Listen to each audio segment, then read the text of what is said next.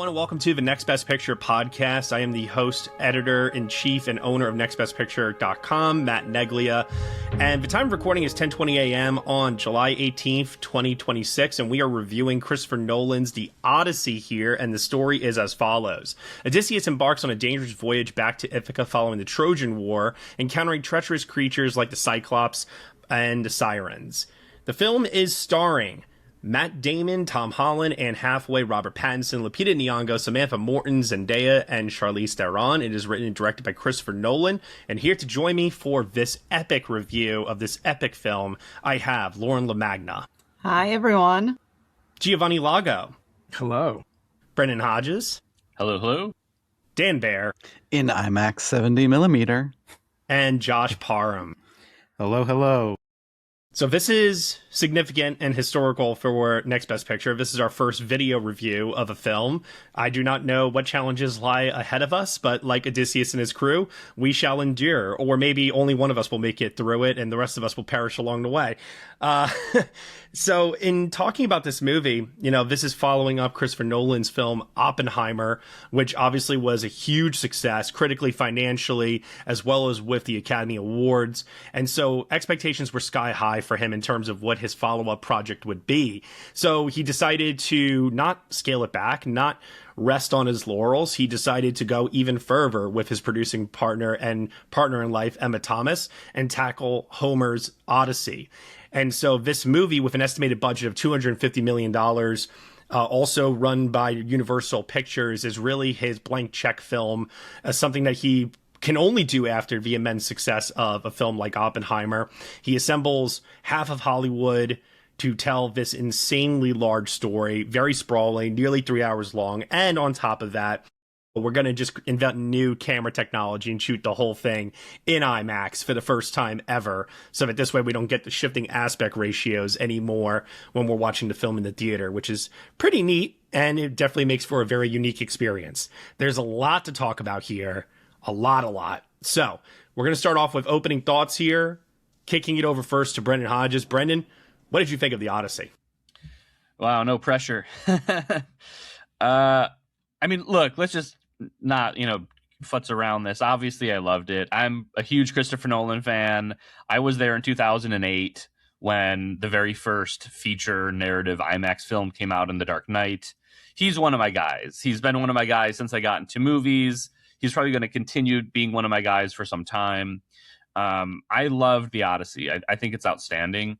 One thing I'll say is that I think it is, to me, a film of like reckless, audacious ambition. Not every single thing lands perfectly for me, but the ways in which it is imperfect are the ways only Christopher Nolan could make a movie in that way. So they're kind of all enmeshed together. Matt, you mentioned it's following Oppenheimer, and it's dealing with so many similar themes to that, but I think it's dealing with themes going all the way back to Batman Begins and Memento and The Dark Knight Rises. There's a lot in here. I think it's an amazing movie, and I'm excited to dive in. All right. Lauren LaMagna, let's hear from you next. What did you think of The Odyssey? Short answer, I loved it. I'm honestly in awe that Nolan was able to make this and Oppenheimer back to back in such a short period of time with the scale of both of them. And I love how he took this story, this huge old story about a great military conqueror, and turned it into the fault of man and what we do to our society, and is it worth it, in the end goal. So I love tackling those goals and just the scope of it. Yeah, there may be some things that don't run perfectly, but like, you can't get over the fact that it's just a really great time at the movies. And this is just a reason why we have these epic movies, why we have IMAX theaters. Like, this is the reason that technology was made, so we could have art like this. So I can't wait to see it again and again. Even though it is super long, it's just a great time. Okay. Let's hear next now from Dan Baer. So I've been a massive Christopher Nolan fan ever since I saw Memento in its original theatrical run way back when, in the 90s, early 2000s. And even though I've had my moments where I've gotten off the train a little bit, he's always been one of my guys. And This is the first time that I have felt so emotionally impacted by a Christopher Nolan movie. Basically, the entire last act of this, my face was just wet. I don't know where the tears came from. I don't know when they started, but both times that I've seen it now, I've seen it twice. I've just been so emotionally involved and invested in this movie. The giant scale of the production, the big, emotional, overwhelming score from Ludwig Göransson, the performances, the way he uses movie stars in even small, tiny parts because he knows that you need this kind of impactful screen presence in order to make these small parts work in the way they have to for the story. It is, I think, his most perfectly imperfect movie, but it's also the movie that has provoked the biggest reaction out of me of all his films. And I can't wait to talk about, obviously, the themes and how he adapts the story for today. But what really stayed with me is just the fact that Lauren was just saying, this is a real fucking movie. It is so entertaining and overwhelming as a cinematic experience. I'm so happy it exists. I'm so happy where I'm alive when Christopher Nolan is making movies and Ludwig Göransson is scoring them. It's one of my favorite movies of the year. All right. Josh Parham? I'm sorry, I'm getting a notice saying I'm about to be ejected from the chat before I can say anything. Wow. No. Your opinion is welcome here, even if it's in Wrong. the vocal minority. Yeah, look, I love Christopher Nolan. I am a massive fan of his, and I was very much looking forward to this movie. I am significantly cooler on it than a lot of other people are. I agree, though, that obviously the filmmaking is great most of the time. And I do think that some of the thematic commentary in this movie is really compelling. And that's the element that I think is really the most fascinating to me, especially like looking at the hero's journey and dissecting that. But I did find myself struggling to connect with a lot of it. I just really feel like the pacing wasn't always there. I think it is sometimes a bit bloated, obviously, in some aspects. And I do think it wrestles with the fantasy element, which I really do want to talk about. So for me, it's a mixed bag. I think positive because I think what it has to say thematically, I am very engaged by. But I think as a collective, it was very messy and clunky. And sometimes I can move past that. And other times I struggle. And this was one I did. And I do look forward to getting more into it because I do enjoy some aspects of it, but I really wish it had been more of a kind of a collective whole, a greater experience for me. See, Josh, this is just karma for all of us feeling the way you did when Interstellar initially came out. And then we all had to come around and realize what a great film that was over time. And maybe this is the reverse of that for you. So, yeah, everything comes back around. All right, Gio, let's hear from you next. What did you think of the Odyssey? Yeah, Brendan mentioned earlier about like Nolan's one of his guys. For me, he's someone who I've always liked and I think is always respected. And I was recently mentioning this to someone. Nolan feels like the first filmmaker, at least for my generation, that wasn't handed down to. He wasn't someone like Spielberg or Scorsese that your father or a parent or whatever is coming to you be like, Sunday, we're going to queue up like The Godfather, like those seminal works. I got to witness to where now when people consider the film bro that type, it's not Pulp Fiction people say anymore. It's Interstellar.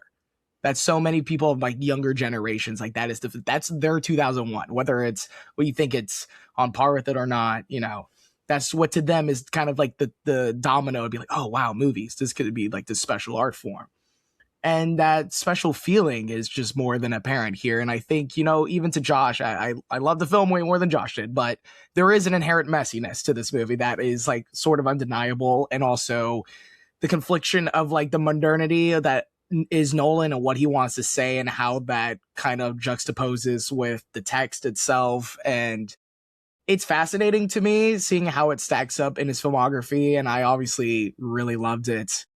I think it's very special. I've only seen it twice and I'm like itching to go back. And I think it's that thing where it's the sheer immensity of it all. You're sitting there you're on this giant screen. You're witnessing something that isn't really done in a genre that kind of tapered out since the early 2000s, where swords and sandals epics were the bread and butter. And then after Troy, which has its shooters, Kingdom of Heaven, which only got reevaluated because of director's cut, and then there's Alexander, which we ignore. We don't talk about that one. So kind of seeing a return to something that feels like a staple of when you hear the pictures, this is it, and everything it gets wrong, everything for me that it certainly gets right. It's why I go to the movies. And it's hard to not just feel astounded by it in some ways, more so than others. And I think, especially in a short frame after Oppenheimer, which I already think is like easily cemented as like modern American, like cinema, like it's in the lexicon already of like what we think in, especially like give it 30 years from now. Like this is a more than damn good follow-up. Yeah, for me, the Odyssey is as epic as movies can possibly get in 2026, I feel like, and there's a lot of reasons for that. But this also features, I think, some of the most breathtaking set pieces that Nolan has ever attempted. It's such a colossal achievement of scale, even by his standards, that he has set for himself throughout the rest of the industry. And the commitment to capturing as much in camera as possible using the new IMAX cameras is a pretty staggering technical feat when you think about it, considering that this literally could not exist even just a few years ago. I do think that all of this sheer size and scope is definitely rendered here in a way that makes sense, but it also is telling a very intimate story, very similar to Interstellar, of one man's journey to return home. And then it's also got these other great themes of the burden and consequences of leadership, the eternal struggle between mortals and gods, and can they coexist with one another? Are we in defiance of them and make our own fate? It's really, really heady stuff, and I can't wait to dive a little bit more into that. I think this is Matt Damon's strongest lead performance in well over a decade, probably going back to The Martian. He might even be better here. Anne Hathaway, I think, is equally as powerful and very emotional in her role as Penelope. And Tom Holland, I know he's gotten, a little bit of flack for, I think some people just can't seem to see him as anything other than Spider-Man. But this was the first time in a while where I not only saw an attempt by him to break that, but also like there's a meta quality of how we're watching this character come of age. And I think Tom Holland is also, he's been coming of age for a while, but I think this is like more so him saying goodbye to a certain point in his life and his career and embracing a different on-screen persona possibly that I'm really intrigued by. The supporting cast is absolutely massive, and there are a few standouts here from Pattinson, Himesh Patel, Samantha Morton. John Leguizamo, for me, was probably the one who stood out the most. I'm excited to dive a little bit more into that because I'm sure opinions will vary here. Ludwig Göransson, as said before, I mean, dear God, this guy is John Williams, Hans Zimmer reincarnate right before our very eyes right now, and we're witnessing, I think, something really special with him.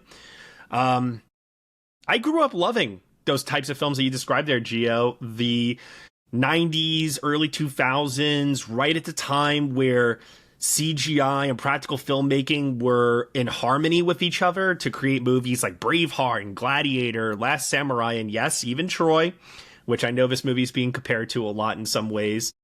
But I am thrilled to say that I think that this movie towers and looms large over all of them. I've seen it now 4 times, and whether you experience it in standard, regular movie theater, the 70 millimeter, IMAX 70 millimeter, Dolby, it doesn't matter. Like, this is the kind of filmmaking and storytelling that we rarely see anymore, and I think it deserves to be honored, and we're hopefully going to do that here by diving into it. And then as the year goes on, we'll see if that means anything for its awards potential. So I do want to kick off here because there's a lot of starting points that I could, choose to tackle this review from.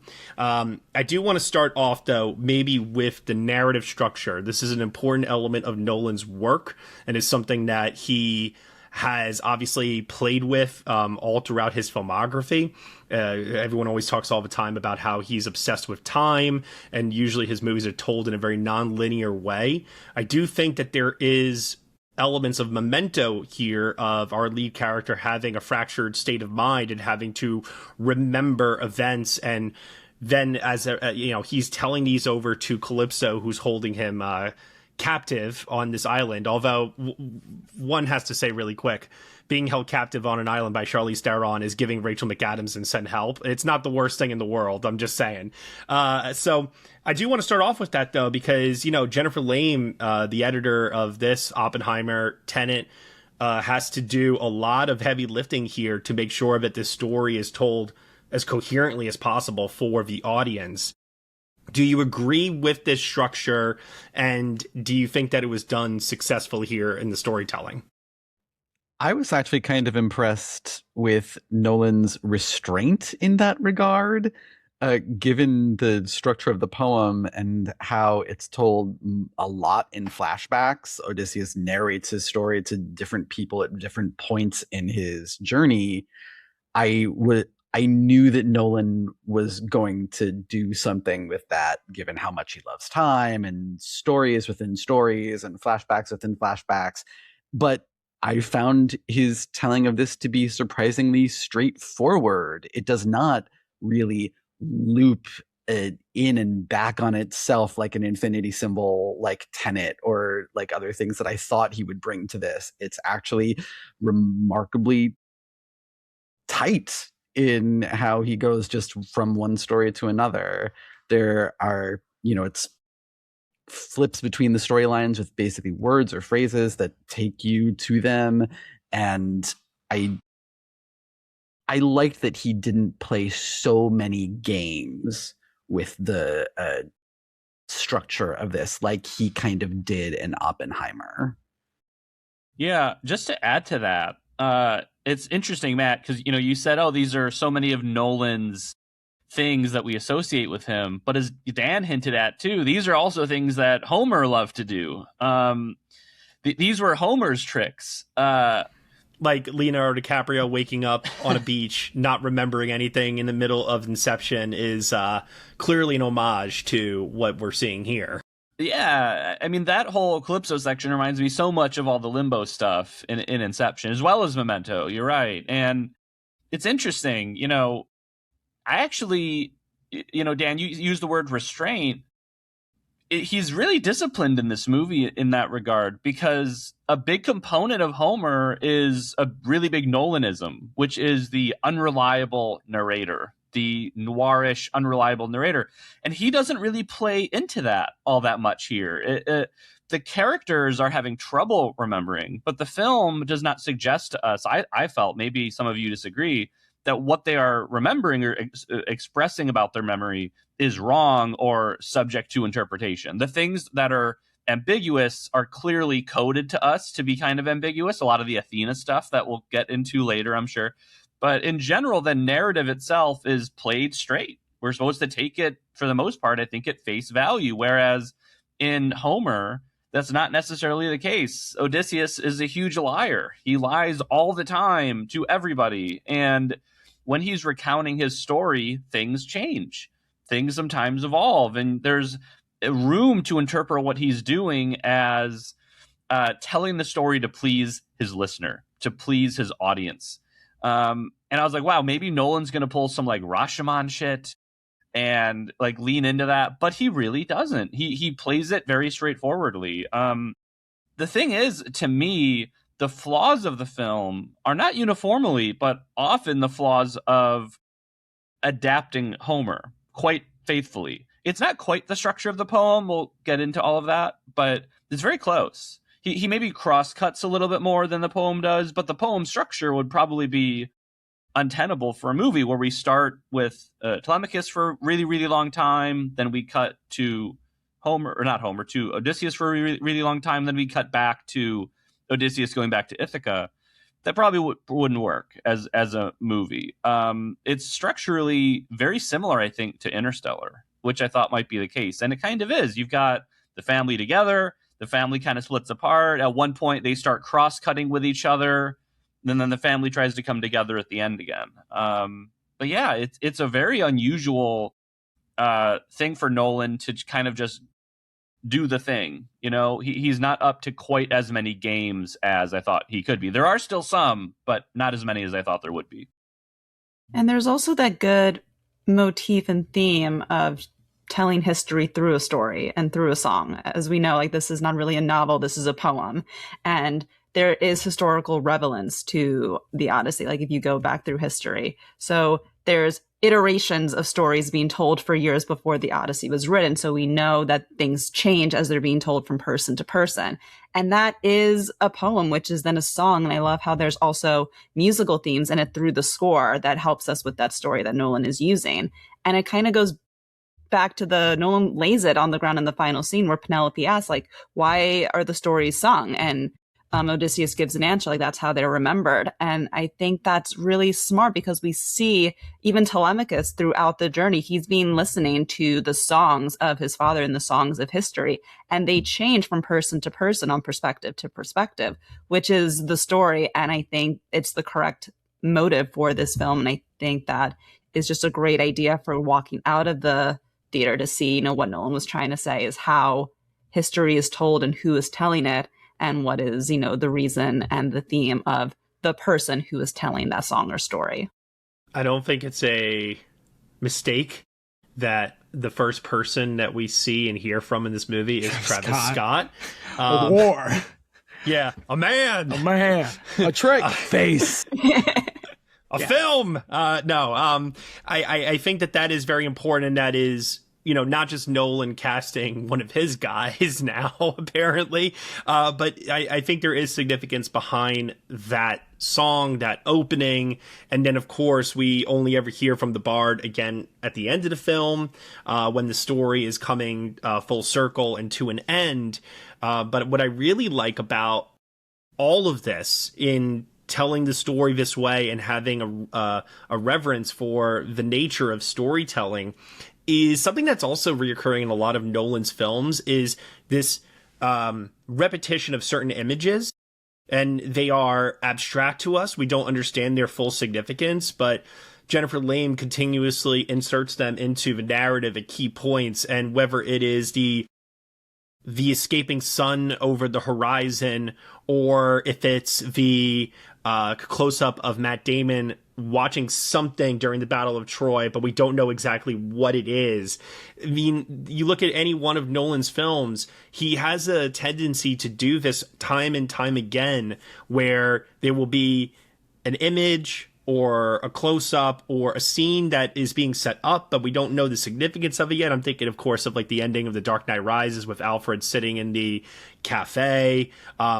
And then when he returns to it towards the end, it's like this full circle moment of catharsis. Everything clicks into place. Everything suddenly makes sense. And then that's where I think the emotional power of the story comes from at that point. Now, what's interesting about that is I've noticed that this trick seems to work in every single one of his movies. And some people might turn around and say, oh, you're holding the audience's hand maybe a little too much here. Oh, do you get it? Do you get it? But I think that the proof is in the pudding, that this is a storytelling tactic that audiences respond to positively, not just in his work, but then when I see it also introduced in other films as well. Filmmakers introducing something early on in the story, maybe you forget it, and even if it is repetitive throughout the film, you find a way to just make it all come together and make sense by the end. I think it is also with the structure, and I'm sure people have talked about their complaints with certain pacing of the film and things that don't really work. I actually, for me, really appreciate like the first hour of the movie, especially like the first 30 minutes of the film, which, we were talking about, Dan mentioned restraint from Nolan. And for someone who is trying to tightly manage what's going to happen in the film and spread the seeds of like what will come, there is a lot of adherence to like the very Homeric way of telling the story. Because in the beginning, as mentioned, Telemachus, it's just him for like a large portion of the film. And the major change is that he uses Calypso as like more of a narrative tool, which ends up biting Charlize Theron in the ass because she's not a character. She's more of just an engine for the plotting of the film. And yeah, in the epic, he goes on an island. He's at a banquet and he's like, oh, tell us your story. And he's like, do I got a hell of a story for you, compared to Nolan putting in his Nolanisms into the film of just well, the woeful trickster, deceptor, tactician that is Odysseus is now a mournful religious agnostic who is worn down by the world. And it sounds like that's a lot of Nolan being like, I gotta sprinkle me and myself in every movie where Cillian Murphy has my haircut, or in this case, Odysseus is representing what I feel. But like him being so gone from the story and the beginning being with Telemachus, I actually think that's one of my favorite moments of the movie, the way it starts. Though, and I'm gonna do the most Geo thing ever. And especially because he's in this movie, Odysseus, for a large part, is kind of like Mikey and the Bear. He is this very spectral presence that for Telemachus, this is someone he has no idea of. He's just a man. He is a song. He is a tale. And in the text and in the film, it's different people. And that's what I appreciated, like, especially Emmaus giving his stories, giving his relationship, what he thought, his interactions. Antinous being like, oh yeah, no, your dad left me here, even though there's certain deceit and lying and talking about and fudging the tale to make him sound cooler and what he is. It's this thing where it's like, oh, I go to Sparta. Oh, I go here. I'm learning all this man who I don't know. And when you first see that cut to Damon just walking alone, and you're like, okay, I see what Nolan is doing here and how he's spreading the seeds. I think for me, it works far more. I didn't really feel a lull. And it kind of reminded me a bit of Dune Part 1 in a way, where there's just so much exposition that they're just having to speed out in a way that has to feel somewhat digestible. And I feel like at least Dune, it's a bit more impressive because there's just a lot of terminology for stuff like Kizak Hatter. Compared to here, it is mainly just situationally, where's Odysseus been? What has happened? What is at stake for Telemachus and the state of Ithaca?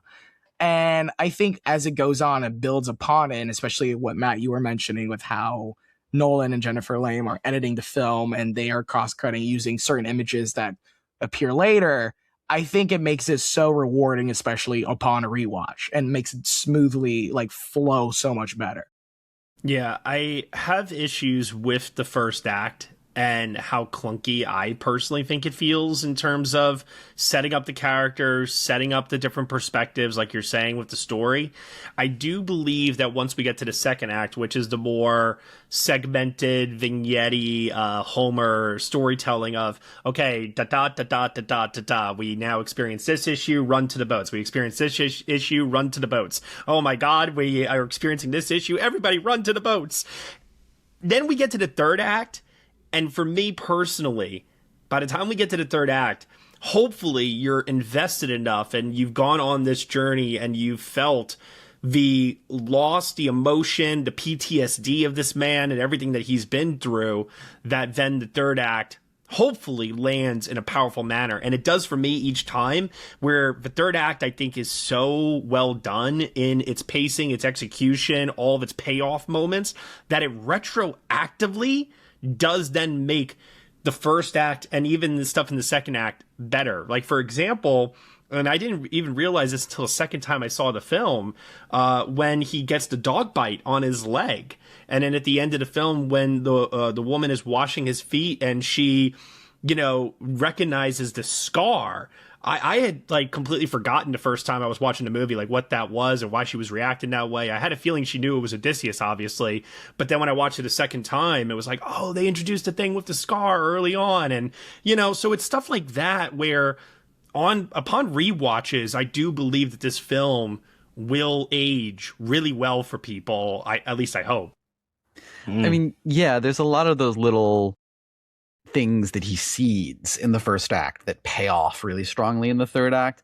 But I do agree. I think the first act is quite clunky in its expositional setup, and the rhythms of it are just off, especially in comparison to the rest of the movie. I do agree that by the time we get to the third act, I am so invested in these characters and their plight and what they want, and in seeing them get what they want, that I'm all in for the finale. But I do think the setup is rocky and a bit rough. I am not fully locked into this movie, and I've seen it twice now. But even with his immersive storytelling and how just giant the image is, even if you're not seeing it in an IMAX screen, and how just detailed the world that he's building is, for all of that stuff that is so great, I just think that there is something off with the rhythms in that first act that prevents it from going as smoothly as it could. And I'm not really sure exactly what the problem is. I just know that it feels off. One theory as to why I think it is a struggle for some people, and I think most of us get over it pretty quickly as the movie goes on, but I do think that this is still something that is hard for a lot of people that watch Christopher Nolan movies.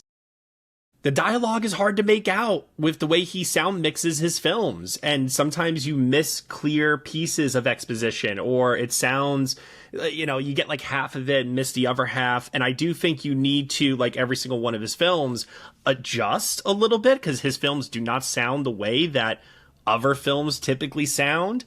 And then once you get into that rhythm and you lock in, I do think then the dialogue becomes a little bit easier to make out in certain scenes. But at least for me, in the beginning, I was like missing a lot of key things that characters were talking about that, thank God the visual storytelling is so strong that I was able to like get along with it. But it's nowhere near as terrible as something like certain scenes in Tenet, though. But this is also, I think it's like somewhere in between both Tenet and Oppenheimer, where Oppenheimer was clearly just a movie of a bunch of people talking in rooms, so it didn't really have this issue so much. But there are certain sequences, certain things. I mean, I've seen the movie 4 times. I still don't know what is being said during the scene where the ship is caught in the storm and characters are yelling at the top of their lungs. And maybe I'm not supposed to know. Maybe that's the way it would be in real life, and that's totally fine. But there is a part of me that wonders, why does Nolan not hear the world the way that everybody else seems to? Well, I'll push back against that a little bit, because I will say that my second viewing in Dolby, that sound mix was clear in as Dolby. A bell. It was compared to the IMAX gorgeous. 70. Yeah, I felt that way beautiful too. sound mix in Dolby. To the point where I remember us coming out of that IMAX 70 screening and going, I at times couldn't tell what was Ludwig Göransson and what was the sound team at certain points, but in Dolby, I could tell. Yeah. I could tell when this is a bass hit versus, that is a, crumbling rock or something in the distance. But the first act of this is incredibly dialogue heavy and incredibly exposition heavy, and it kind of has to be, I think, to set up everything for this story. It's a massive story to set up. And I think that is part of what does it, though, not necessarily the sound mix, but just the fact that there is so much dialogue to have to get through. It's a bit slow, and it's not smooth. That makes it feel clunky. He also doesn't open up with an action set piece either, which is something that I feel like a lot of films tend to do nowadays, especially in the age of streaming, where you have to get people's attention spans very early on. It is like a half an hour of dialogue and exposition before we get to the first major set piece of the Cyclops. Yeah, that's what I was going to say, Matt. This is the film of his that has the longest lead between the opening and the movie's first big scene. It takes a while. People might say, oh, well, Brendan, Oppenheimer. But we get to the can you hear the music sequence in that movie quite early. And that's like a big, massive audio visual experience, that scene. And this movie doesn't do that. I think I like the first act a bit better than you fellas, but I wonder if it is going to play on rewatches a bit like Inception did for me, where on first viewing and second viewing and even maybe third viewing of that movie, you kind of feel burdened by exposition. But what I came to realize about Inception is that almost all of the world building lore dialogue that's given to us by Cobb, DiCaprio's character in that movie, it's actually all character.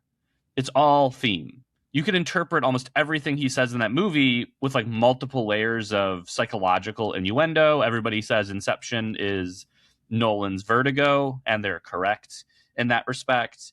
And I think that's the case for a lot of the Odyssey. The dialogue is really dense, as Dan was saying. It's not just that there's a lot of it, you have really important dialogue thematically and like psychologically that's just kind of mentioned in passing. A good example of this is when the movie introduces its big theme of how we should treat beggars, that idea of Zeus's law or Xenia. And you find all this out as a beggar comes in and they discuss that they have to potentially believe that that beggar is a god. And Antonius does not obviously think that's the case. He doesn't want any plate lickers, which is such an insane turn of phrase. That's the OG slurs in that term. They were just pulling things from deep in the bag. I'm like, wow, Ithaca's somebody crazy. Get these beggars out of here.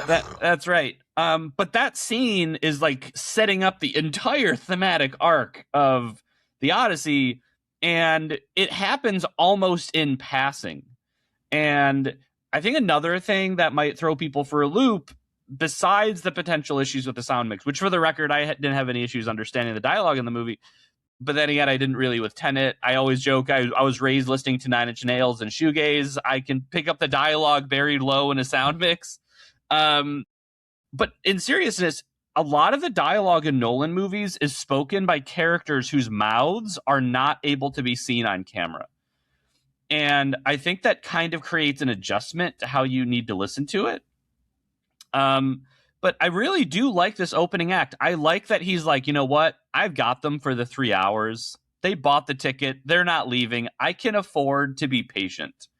If Nolan wanted to cut earlier to any aspect of Odysseus' story, he could have, right? He could have given us the Cyclops earlier. He could have opened, maybe it would have been even more conventional to open with the Trojan horse scene, because that precedes all the other events. That's the film's big bang, so to speak, that launches everything else in the movie. But he chooses not to. And that's not, of course, to say that every time a filmmaker makes a choice, it's an effective one, obviously.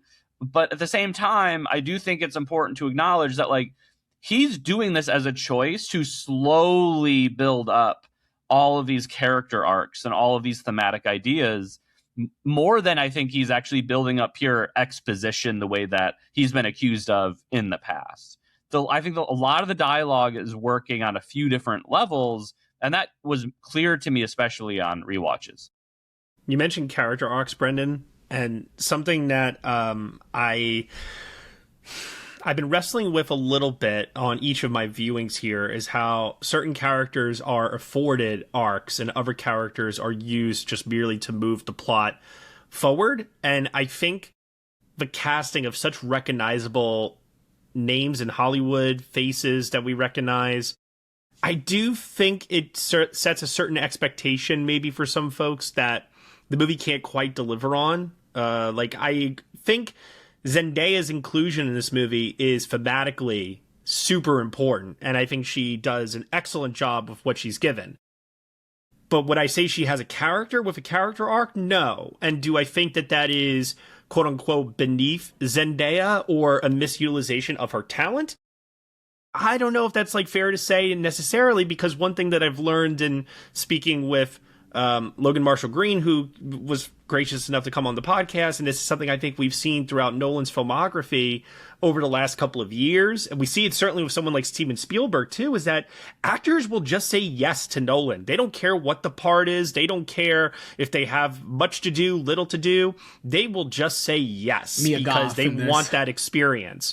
And I can't help but feel, though, that you have someone of the stature of someone like Charlize Theron, who is playing Calypso here, and I want more. I can't help but want more, because I know what she's capable of, and I feel that way not just with her, but with other characters throughout the movie, too. See, I don't always get hung up on that, honestly, though, because, the character's the character, and if you get a big star to play that, I think that is an expectation for me as an audience member, just knowing who that actor is and not necessarily the role. I do get what you're saying, though, because, yes, it's a big star. You would expect more from them. But, when I'm watching the Calypso thing or those scenes, I'm not thinking, oh, I wish there was more because Charlize Theron has nothing to do. I more so think about it as these scenes are torturous to get through. And I find that's where the pacing just really stand still for me. And to me, the editing of this movie, in some spots, it is very, very effective. But I think in other spots, it actually felt like a regression to me in Nolan. It felt like a lot of the editing problems I had previously in his films, where things would be there would be quick cutting, or like we would cut to something that would barely show it. Like, Matt, you saying that you didn't remember about the dog bite, I would argue it's because it's not shot very well. It's not executed very well. I think we get very brief sequences to communicate that. And I felt like that was something Nolan was really guilty of early in his career that he kind of got better at, that to me with this effort felt like it was a real backsliding. And that combined with the episodic nature, which I understand is the text, but still it's a structure point that you're working with, that for me was not as effective as a lot of his previous movies, where I felt like that element was improving, and this one just did not really work as well for me. Josh, can I ask real quick, what are the movies that you think were the worst of Nolan's that dealt with this particular issue? Batman Begins is pretty rough. I rewatched that, and there were some sections I thought were almost unwatchable. That was bad. And even some aspects in Inception, honestly. Like, there's some places of that movie that I think are exceptional, but then there's other parts where it's kind of messy and disorganized. And I really felt like the last couple movies, he was working towards a lot finer precision. And this one, like, there would be moments where I just felt like I could not even make out the geography of where we were or what we were supposed to be looking at. And I know that you could say, well, the characters themselves are in this crazed mindset. They're also confused. But I think there's a fine line of like representing that in a way where I also don't get frustrated myself just with following things. And I just think that with this particular effort, it was not as successful for me. I'll just say really quickly in regards to that, because I was thinking a lot about that, Josh, on my subsequent rewatches, because you and I talked offline after the first time we both saw it. And so I'm watching these sequences, particularly with the Cyclops, the storm later on. I do think that those are intentionally shot this way for the horror elements that people have brought up here regarding this film, and to definitely immerse you into the character's point of view of not knowing what's happening, how to react.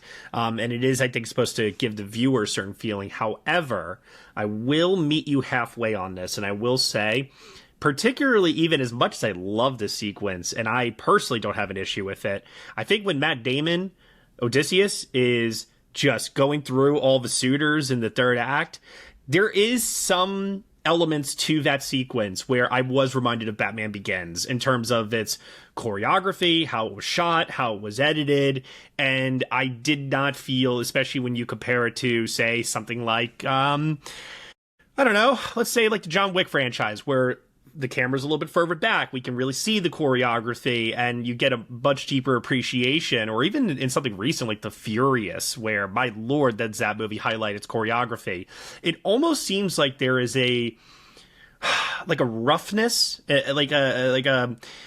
definitely is. I think it's supposed to be more realistic. It's not meant to be like movie fight choreography, and But I don't understand why he chooses to shoot it in a way where it feels obscured and it feels disorienting, and it's not really highlighting all the work that these great stunts people and everybody else are putting into it.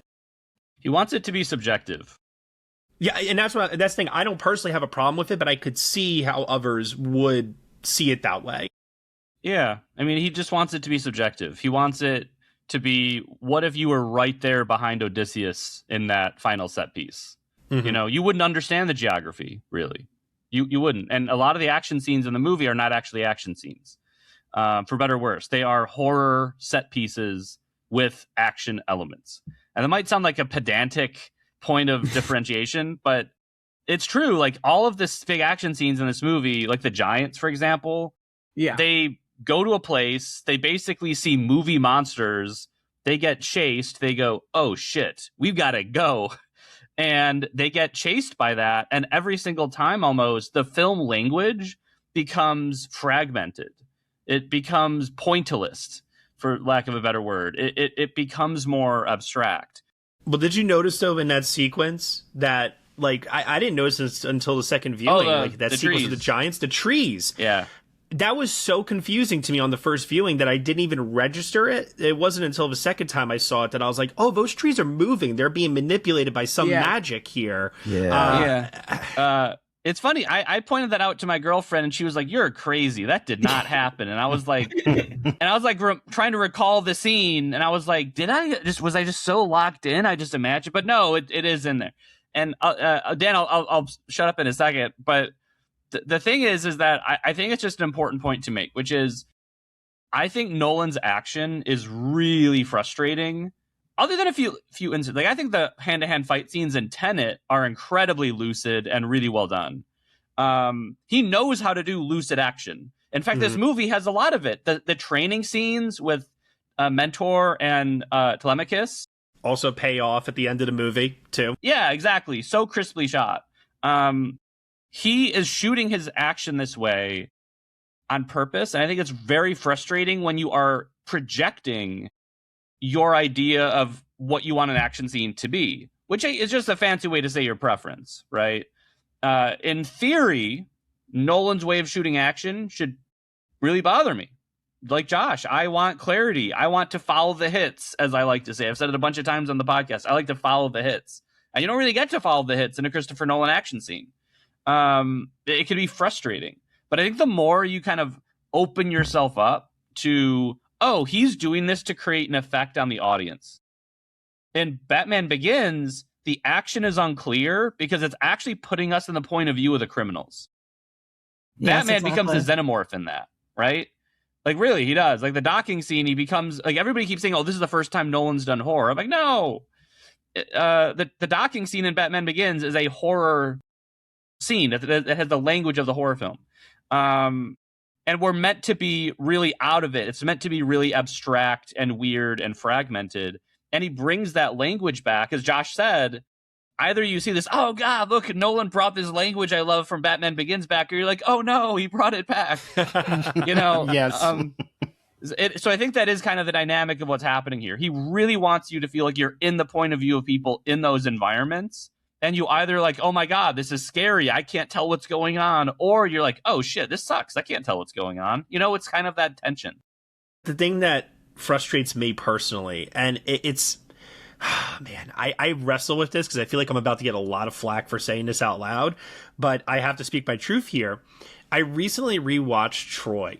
And that movie does have a certain level of opulence and grandeur to its scale that is aided by visual effects that allows for certain things to be done that you just could not physically do with all in camera. And his insistence to do everything in camera, while admirable, while I love that I feel like I'm watching David Lean in 2026 without visual effects, just capturing shit in frame that is just beyond my imagination because I've never seen anything like that in my own life.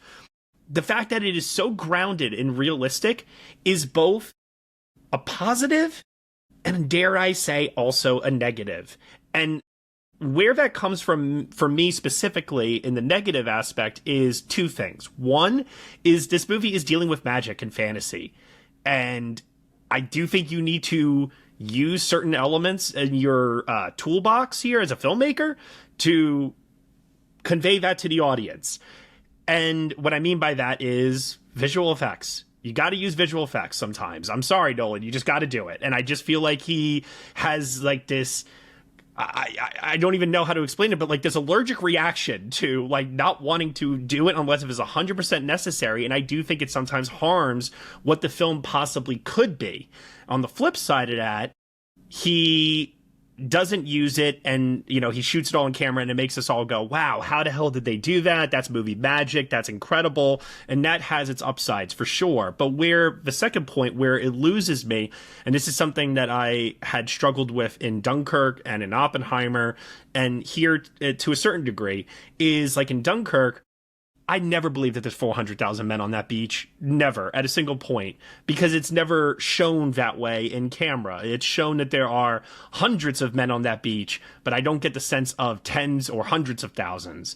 And then in Oppenheimer, the bomb. I mean, let's face it, part of that is probably audience expectation, and we all brushed it under the rug because the rest of the movie is so good, but that is not a nuclear explosion, and we know it's not a nuclear explosion, even though the film says it is. We just know visually it is not. And here, in this movie, that same problem, I think, comes out in a few sequences. It's not enough to derail the movie for me. I still love it, but I can't help but feel that he is limiting himself. No, no. I think at that point you are asking Nolan to be a completely different filmmaker. I'm not saying he has to go full tilt with it, though. I'm just saying that, like, I get the whole like fantasy elements and how underserved they can feel by his insistence on realism at all costs, but this is still like the ancient world. Like, this is the Bronze Age. They had a very different idea of fantasy and what these things were than we do now. A time of apparent magic. Yes, and I think I think that's the thing that actually gets me about this, is that I don't think the way he shoots some of these things are the best. I think the scene with the Cyclops is great. I think that he appropriately captures the scale of it and captures what makes this character so frightening to these people, even despite the fact that he is a freaking shepherd, which is the most peaceful thing that a person can be. The Sheep Detectives, available on Amazon Prime now. But with Scylla, the tentacle monster, I look at that and go, what even is this? Are these like rocks that are coming down and crushing these people? Are they mouths? Are they tentacles that are just wrapping around people? It's not clear based on the design of the creature and how it moves what we are seeing.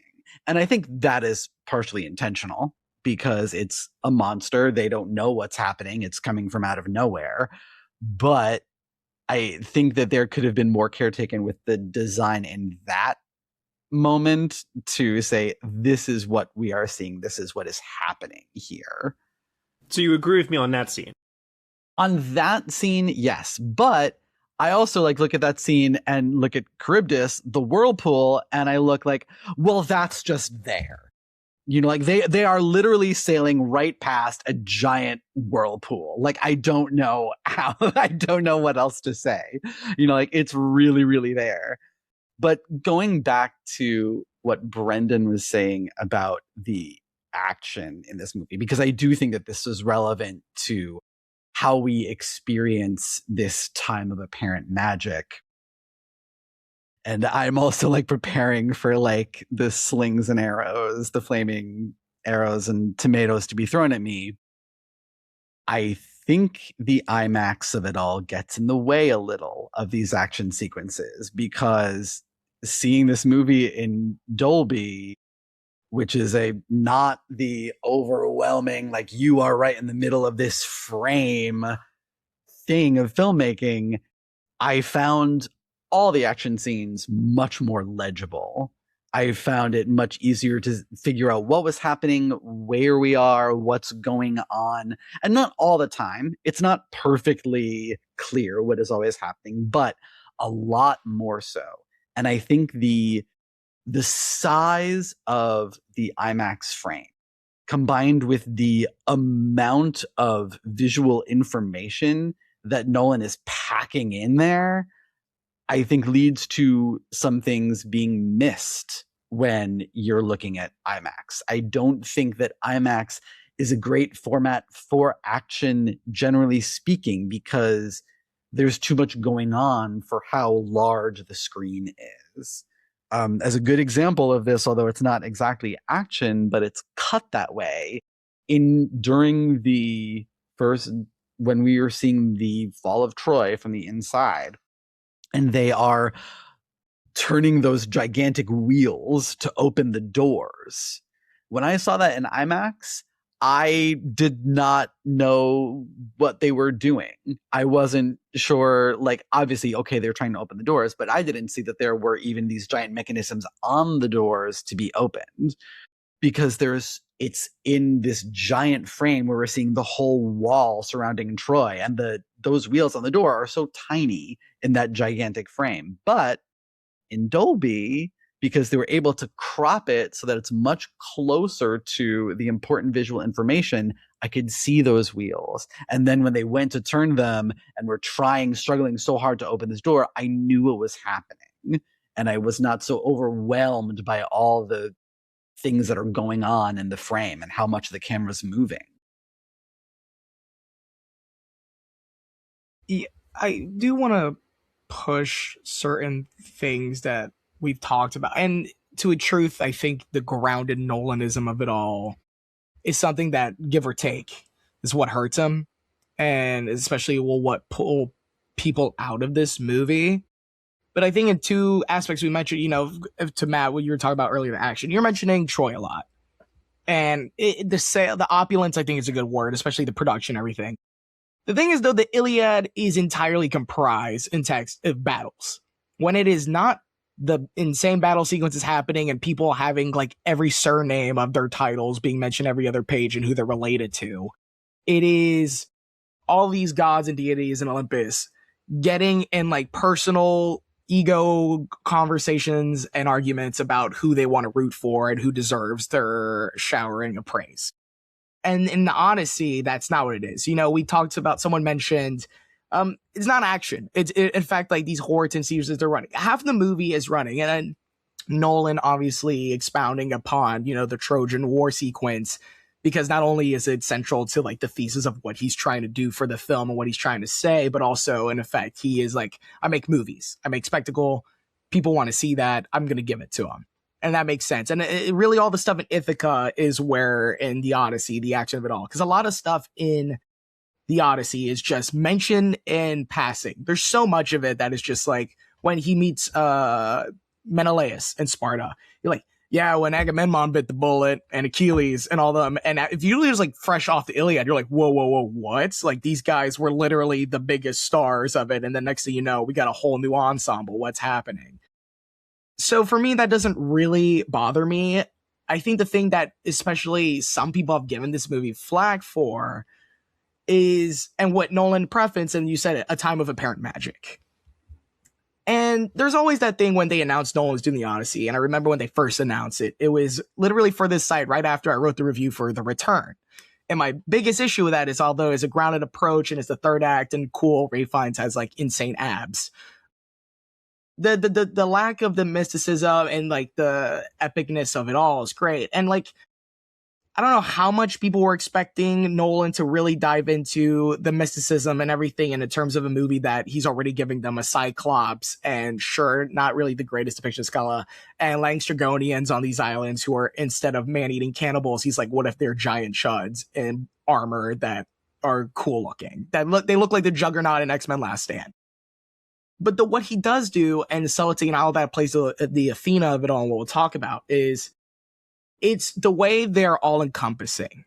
We mentioned the scene earlier when Telemachus is talking to Antinous, and he's like, this could be Athena in disguise. When I'm watching, as someone who's read the text, I believe, and this is maybe just bias and it's not true, Nolan's not saying it, that is Athena. He's like, you have Athena's eyes. It's something says because she takes form. When Odysseus comes back to Ithaca in the book and he's doing his whole, well, blah, blah, blah, blah, and he's talking to an old person, it literally is like, dude, I'm Athena. Gotcha. Like, what are you doing? Why are you still playing this up? She is everywhere. There's no Poseidon really outright heavily mentioned in this. To me, these beautiful vast landscapes of the deep blue sea they're sailing on, the way it's crushing, that is Poseidon. It is the depiction of the deities in the most of earthly terms. The way thunder is constantly happening and people are looking and scouting. That's Zeus.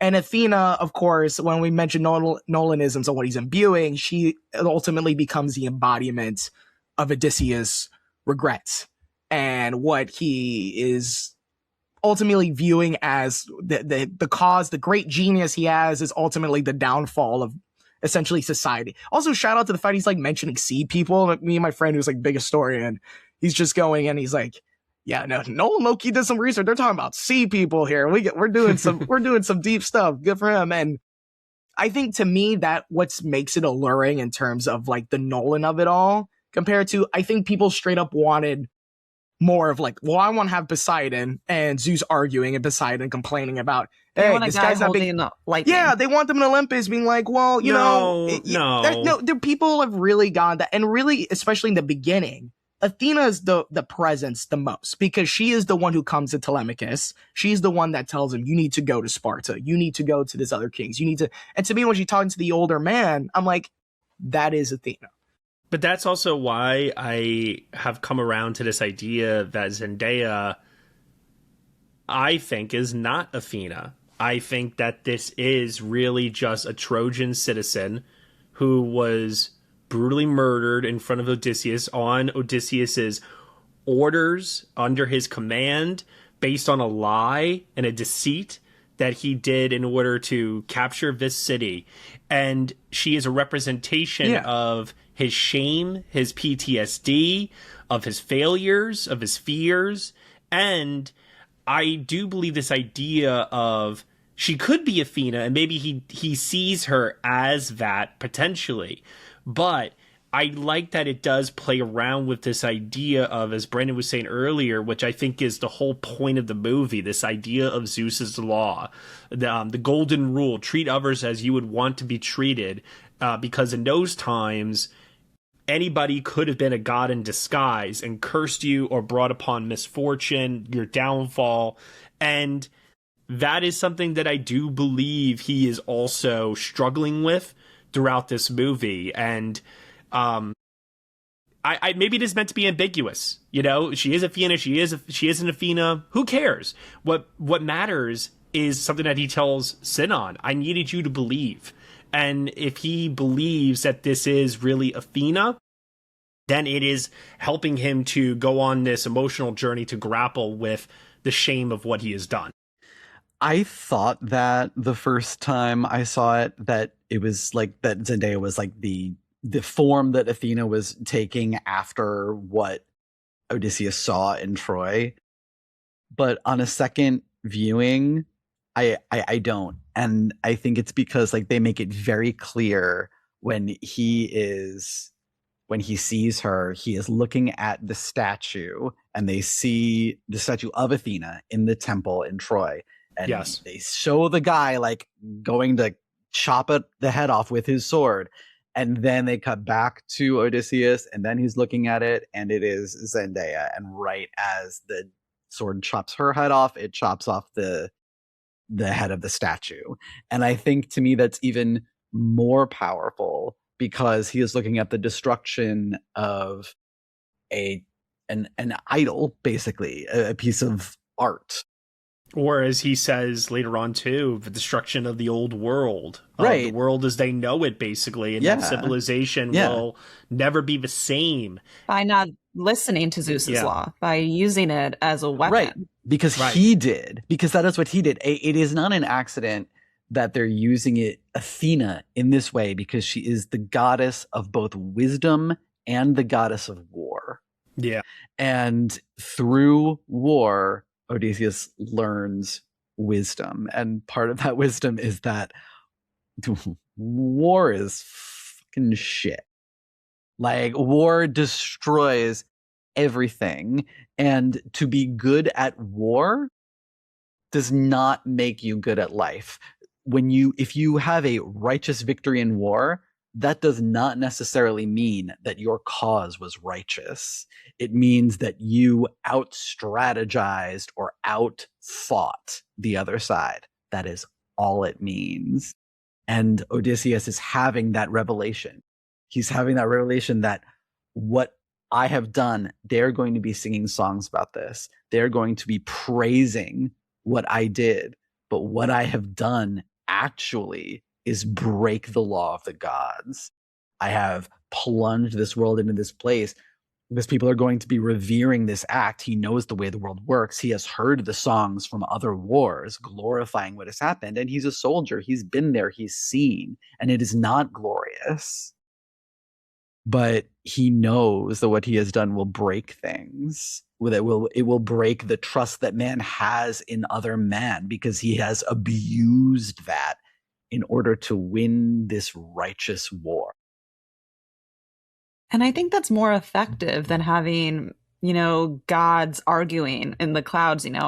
I think the key is it's apparent mysticism and magic. So I think we're in a world that looks like ours, but is slightly not like ours. We're not in Lord of the Rings or Game of Thrones. There's no dragons or, big crazy guys or pits of fire. So I think, the scene with Hades, with all of the fallen soldiers, that's so much more haunting and effective and scary than just being flashed into, a place with just fire around you, being like, what are you going to do? Where are we going to go? And because that's real. And I think also with Zendaya's portrayal, and there's arguments for both of it, people's relationships to God or gods are personal, and you interpret it the way you interpret it. So when they say you have Athena's eyes, it's what the person with that relationship is. So I love the theory where she could just be either a poor, citizen, or, the actual form that she takes. And that is, Athena to Odysseus, which could be different for someone else. But I think the lack of big visual effects grounds the story more to make us think, oh yeah, this could be our world a long, long, long time ago, not another interdimensional that's so separated from us. And even if the magic is not real, even if the gods are not real, 3,000 years ago, people needed a story, a representation, something to explain things that they could not explain. And that's what thunder was. That's what fire was. That's what storms on the open water were. And I love that there is that element woven in here where Odysseus is defying the gods at every turn, not just to save his men, not just to make it home, but also as, we see him justify and continue to break Zeus's law in order to stay alive. He's constantly being told, you need to honor your dead.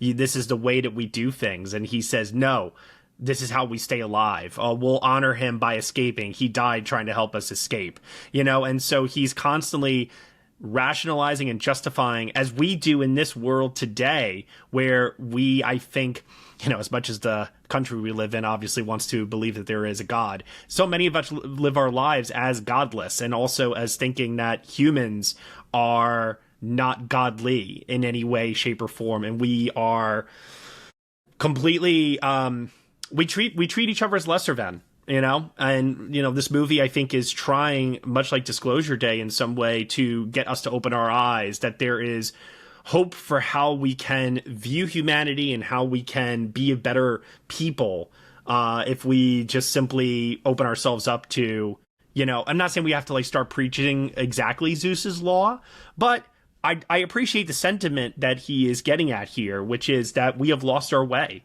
And we brought upon centuries, as they talk about in the movie, of dark ages. But yet, at the end of it all, there is possible hope that civilization will once again possibly rebound from where we are today, even. Or not. Yeah. There's that. Or not. As well. Sure. Yeah. It could be optimistic, and yet it's completely nihilistic at the same time. Yeah, but I do want to piggyback on what Lauren said, which I thought was so well articulated, because this is a film ultimately about the nature of belief and where belief comes from, how we narrativize the world around ourselves. And on some level, I've always said that Inception, as much as I said earlier, it is Nolan's Vertigo. It's also a movie to some extent about religion, because that's a movie all about faith. You have to take leaps of faith all the time in life. You have to take leaps of faith in the people in your life, that they're treating you the way that you hope to be treated, that you are understanding who they are, that your values are their values. You have to take a leap of faith in your reality, as is what happens at the end of Inception. And of course, leap of faith is a recurring motif of dialogue in Inception itself. And those themes, I think, come back in the Odyssey. And the thing is, to me, I think people forget in Homer how little the gods are actually on screen. And also that from the point of view of Odysseus, they almost, and Telemachus, they almost never see anything outwardly godlike or divine or supernatural. Hermes helps Odysseus in the poem to defeat Circe. We don't get Hermes. I think when the ship is destroyed after they eat Apollo's cows, I think it's like a lightning bolt in Homer, maybe depending on the translation. And here the boat just conveniently breaks just perfectly so only Odysseus is on one part of it. But for the most part, the characters are not seeing the supernatural. And in fact, it's the opposite. In Homer, they constantly will say things like, the winds are so fair today. You know, the gods did that for us. And, the winds are bad today, and vice versa. And there's also sections where it says that only Odysseus can see Athena in certain scenes. Like, the gods don't need to reveal themselves to everyone. And I've seen a lot of discourse about how the movie kind of compartmentalizes or literalizes or secularizes the gods. Richard Brody, who obviously is a genius, one of the best to ever do it, he wrote a very thoughtful, very well-written review of the Odyssey for the New Yorker, where he basically said, if the more you know Homer, the less you'll probably like the movie, because he kind of cuts the gods out of the story. All due respect to Richard Brody, but I think that's wrong. I think that's wrong. I think that the presence of the gods are everywhere in the Odyssey. And I really agree with what Gio said, where it's not just that the characters are interpreting thunder and weather and all of these signs as divine. The movie does not make sense. It just doesn't make plot sense if you think the gods are not intervening. So you're telling me that just as coincidentally, Odysseus availed himself and humbled himself before Poseidon and took his punishment, and was on this like flimsy raft in the middle of the wine dark sea, that the raft broke apart, he fell into the bottom of the ocean, and then he just washed up on Ithaca magically. The whole movie hinges on an assumption or an inference of the divine. And even if you don't want to say, oh, well, okay, Brendan, that's kind of a coincidence, or that's kind of just good luck he had, or whatever the case is. I mean, Circe is a character who's a supernatural character. We haven't even talked about Circe. She does some fucked up shit in this film. And she's the one of the most outwardly supernatural people. And she says the gods let her see truths. So this is someone who in the narrative should be an authority on the gods, because she's a supernatural divine person. She's a witch. And she's confirming to us the gods are real diegetically in Nolan's version of the Odyssey. And you could argue, as Matt did, okay, but I would like the dial to be cranked up just a little bit, you know? Because there's scenes, for example, where Athena turns into a bird and Telemachus sees that happen. And Nolan, true to his general style, shies away from that sort of stuff. And would I have preferred personally to see more of invocations of magic? Sure. But I think that it's kind of missing the forest for the trees a little bit to say that there isn't any. And to be clear, Matt, I don't think that's what you were saying at all. I think you were just saying you want a little bit more magic seasoning. I've been joking with people that I think the movie is like a really delicious, well-prepared meal. It's just a little under-seasoned. You really enjoy it, but gosh, I wish they just seasoned a little bit better. But I think that's also the case with how it handles the divine. And to connect it to one of Matt's favorite shows, which is also one of my favorite shows, I bring it up on the podcast all the time, I think it has a lot in common with The Leftovers, where you have characters seeing signs all around them and witnessing what could be interpreted as the divine, and it's a little ambiguous. But The Leftovers also makes less sense. There are more suspensions of disbelief if you assume it is entirely secular. And I think that follows the logic of the whole film. It's just, to me, it's the movie is about what Homer's audience would have thought and felt about the world around them as they heard the poem. And Nolan is putting that into the text. At least that's my interpretation. I love that you mentioned that this movie resembles one of my favorite shows, because I joked the other day to somebody saying this essentially is everything I love about Game of Thrones minus dragons, basically. I mean, to piggyback off what Brendan was saying, it's a time of apparent magic because these people were not as scientifically advanced as we are today. They did not know from where thunder comes.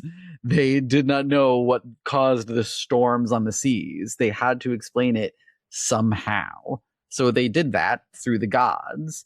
But it's really just nature working the way it's intended, that we see it. But I think that one of the things that connects the physical world, this reality that Nolan is concerned with at all costs, and the divine, the realm of Olympus, this magic that is only apparent in the world, is what Athena tells him when he says, the gods speak in ways we don't understand. And she says, you don't understand pain? You don't understand thunder? You don't understand all these things, and there is an element of, these things are all awful. These things have immediately apparent meaning, but also it is hard for us as people to understand them just sort of happening without a reason. There has to be some sort of, the concept of justice and fairness that we have that is sort of coming from the same place as Zeus's law, right? You want to treat the stranger because you don't know. It could be a god in disguise. You have to treat everything with skepticism because we don't know what's really behind it. But instead of skepticism, they say you must treat everyone with the same kindness and generosity because you don't know. And of course, men, after what has happened in the Trojan War especially, decide, maybe we don't have to abide by that law so much because maybe it doesn't matter. Because we know that person is not a god. They, as Penelope says to Antinous, you've been here for so many years. I think it's clear. You're not, if you were a god at this point, you would have done something. But also part of the reason she says that is you see what these suitors have wreaked on that home. And the gods, if they have any sense of fairness or justice, would look at how the suitors are drinking Penelope and Telemachus out of house and home and say, no. That's gone on long enough. It's time for them to reap what they've sown. But they don't. Well, eventually they do. Eventually. But is that the gods or is that Odysseus? Well, I mean, he does say to Telemachus at one point, don't look for gods and people. You'll only be disappointed. Yep. And he's basically saying throughout the movie, people are people, and people make decisions of their own free will, and they have to live with those decisions. And that's probably another theme of mine that ties into Zeus's law that Dan, I talked with you about extensively after we watched it, which is this idea of accountability and shame and the burden of leadership. I've gone back and forth watching this movie, sometimes asking myself if I think Odysseus is actually a good leader or not, because the movie is very ambivalent about this, because it, all of what you were saying about how all of those things, but then the movie, it is a place where these people genuinely believe in gods, and that there is some sort of divine hand, if not guiding them, then having some say in what happens to them. And Athena constantly has to remind Odysseus, you are not responsible for everything these men do. They are also their own men. They're making their own decisions, right, choosing their own fates, basically. Yeah, you are trying to protect them. You are trying to get them home. But what these men have done outside of you, they have raped and pillaged of their own free will. Right. And they need to see the consequences of that. You cannot protect their souls from the retribution that they will eventually see for their actions. You know, I have to say that the Athena reveal, just in general, is sort of like my favorite element of this storytelling, but it also kind of represents my greatest frustration with it too. Because on the one hand, when we get that reveal, I am incredibly moved by this person who sees all of these things that he's done on this supposed heroic journey as being very, drenched in bloodshed and carnage, and how much that weighs on him, and the guilt that he has and the remorse about continuing to live. And I loved all of that. Like when we got that reveal, I thought, oh my God, that's like brilliant. But to me, that works in a world in which the gods are just imaginative, that they are just an interpretation of people's own wishes and desires, and looking at it through that like realistic Nolan lens, which I kind of expected, which to me kind of clashes with seeing literal sea monsters and cyclopses and witches, like the actual literal magic that we are seeing in this world. To me, undercut the more thematic impact that we got by that reveal with Athena, and actually kind of placing our perspective more in realism. And to me, like that ultimately underlines my ultimate frustration with Nolan as a filmmaker being the one to tackle this story, because yeah, as we mentioned, there was skepticism about somebody who, like Nolan, is so obsessed with kind of grounded realism to a certain point going into this story. And I do feel like there are sections where there's a tension there, where it wants to be fully more realistic, but then it also wants to indulge in the fantastical elements that this world could exist in too. And for some, I think that is an interesting balance, and one that you can, investigate and maybe makes it richer. But to me, it comes across more as muddled, and it's not quite as impactful as I'd wanted to, even though in the moment, I think it's a really fascinating idea. But to me, it also kind of clashes with the other elements of the storytelling, and it's not quite working that well for me. I think part of the reason for that is the difference of perspective that Nolan has put into the text. In the poem, Odysseus is relaying the story of what happened to him to other people. He is telling the story to others. So there's an element of, when he is telling the story of what happened to his men on Circe's island, there is an element of he is literalizing something that he has realized about his men. Right? He is taking this realization that his men are actually pigs and expanding out and saying that he met, a sorceress who revealed their true nature and turned them into pigs. But in this story, in this version, he is remembering these things. He is telling himself what happened. And I think that there is something that maybe Nolan could have done with that storytelling to make it, he is making sense of things for himself, or he is somehow remembering a version that makes more sense, but they didn't go in that direction. So I do see what you're saying, Josh, about those things. I just think the whole adaptation in general, scene for scene, character for character, is so fascinating, because he has to make a series of decisions throughout this adaptation of, what do I portray one-to-one? What do I portray as being a bit more ambiguous? What do I portray as something completely different? How do I shift things around?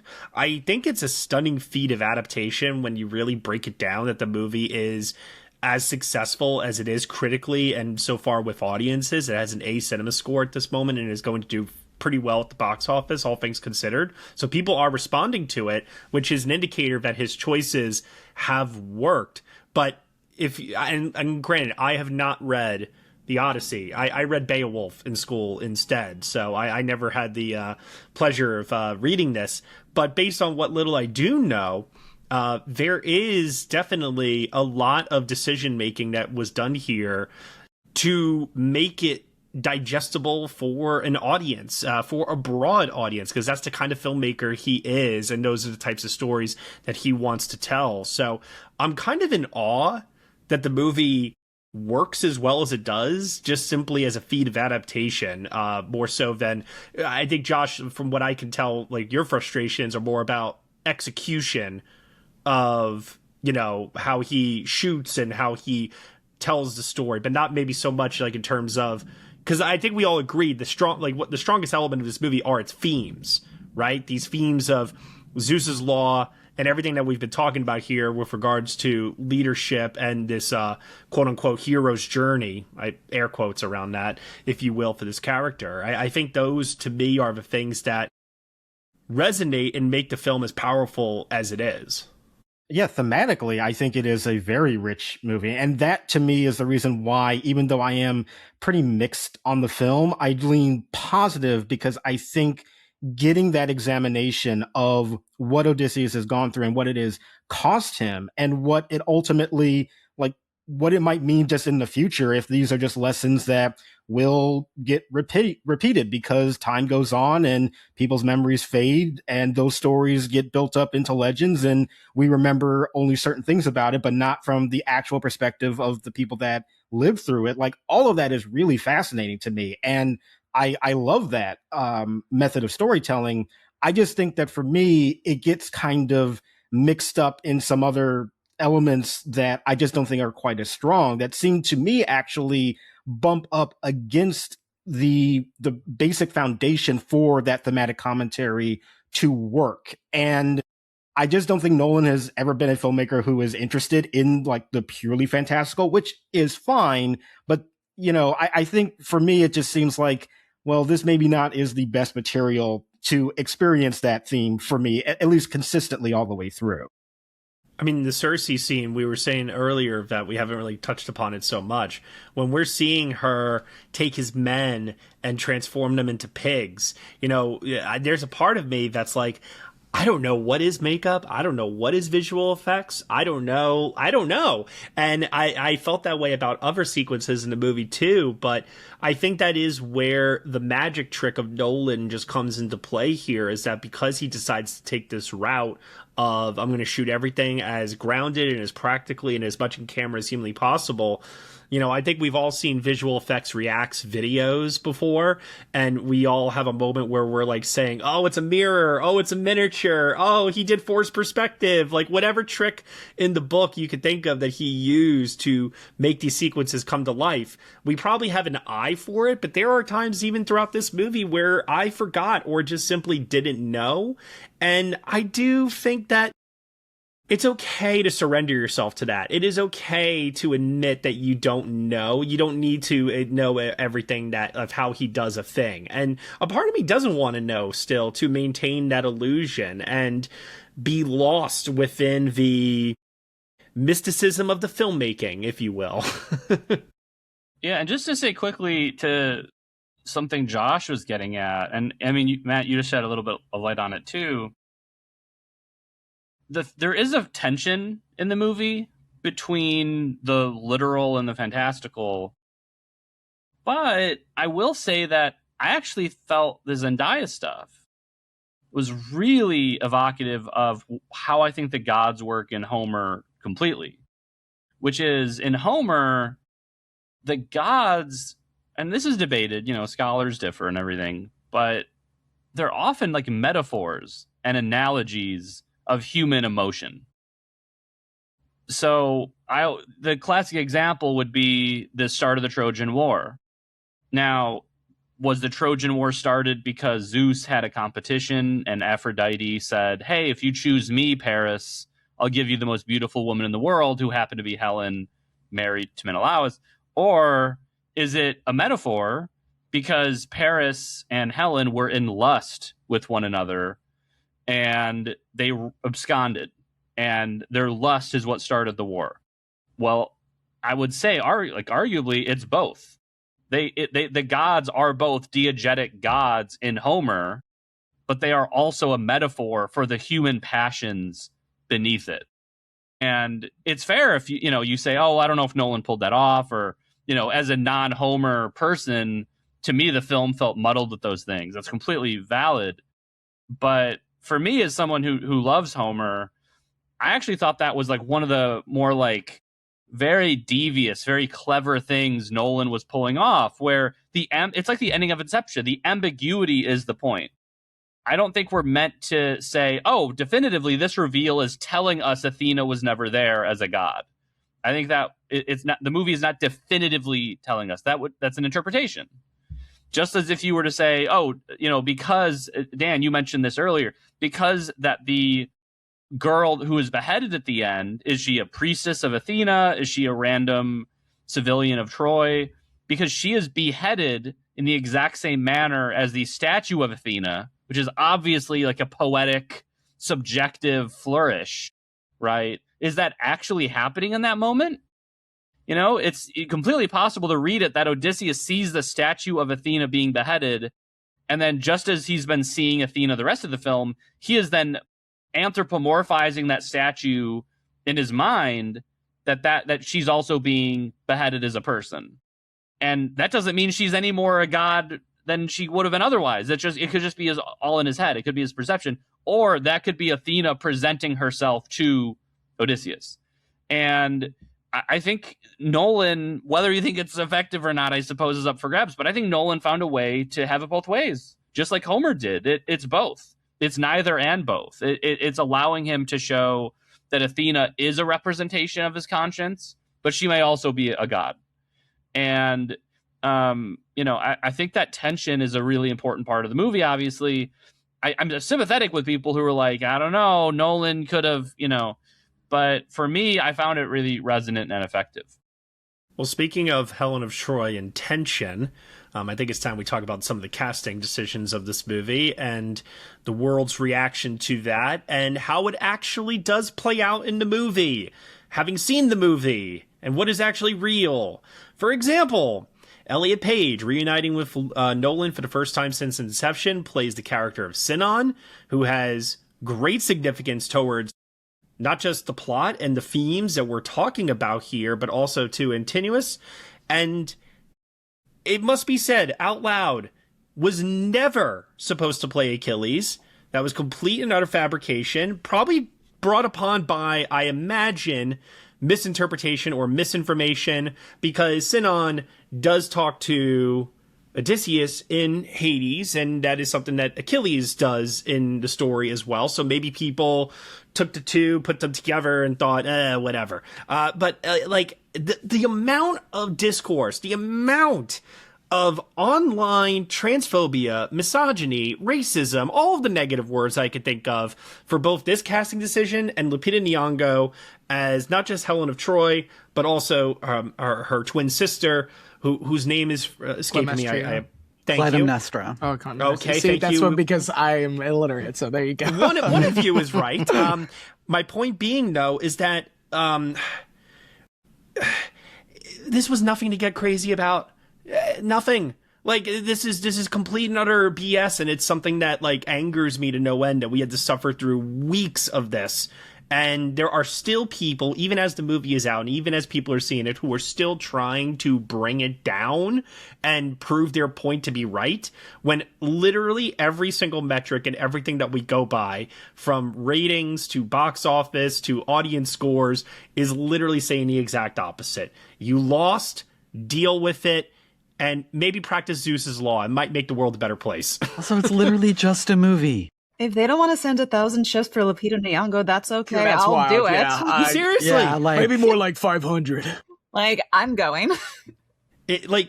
She is objectively a beautiful person, and if you can't realize that, I don't know what to tell you. But also Elliot Page as well. Okay, a little scrawny for a Trojan warrior, sure, whatever, that's fine.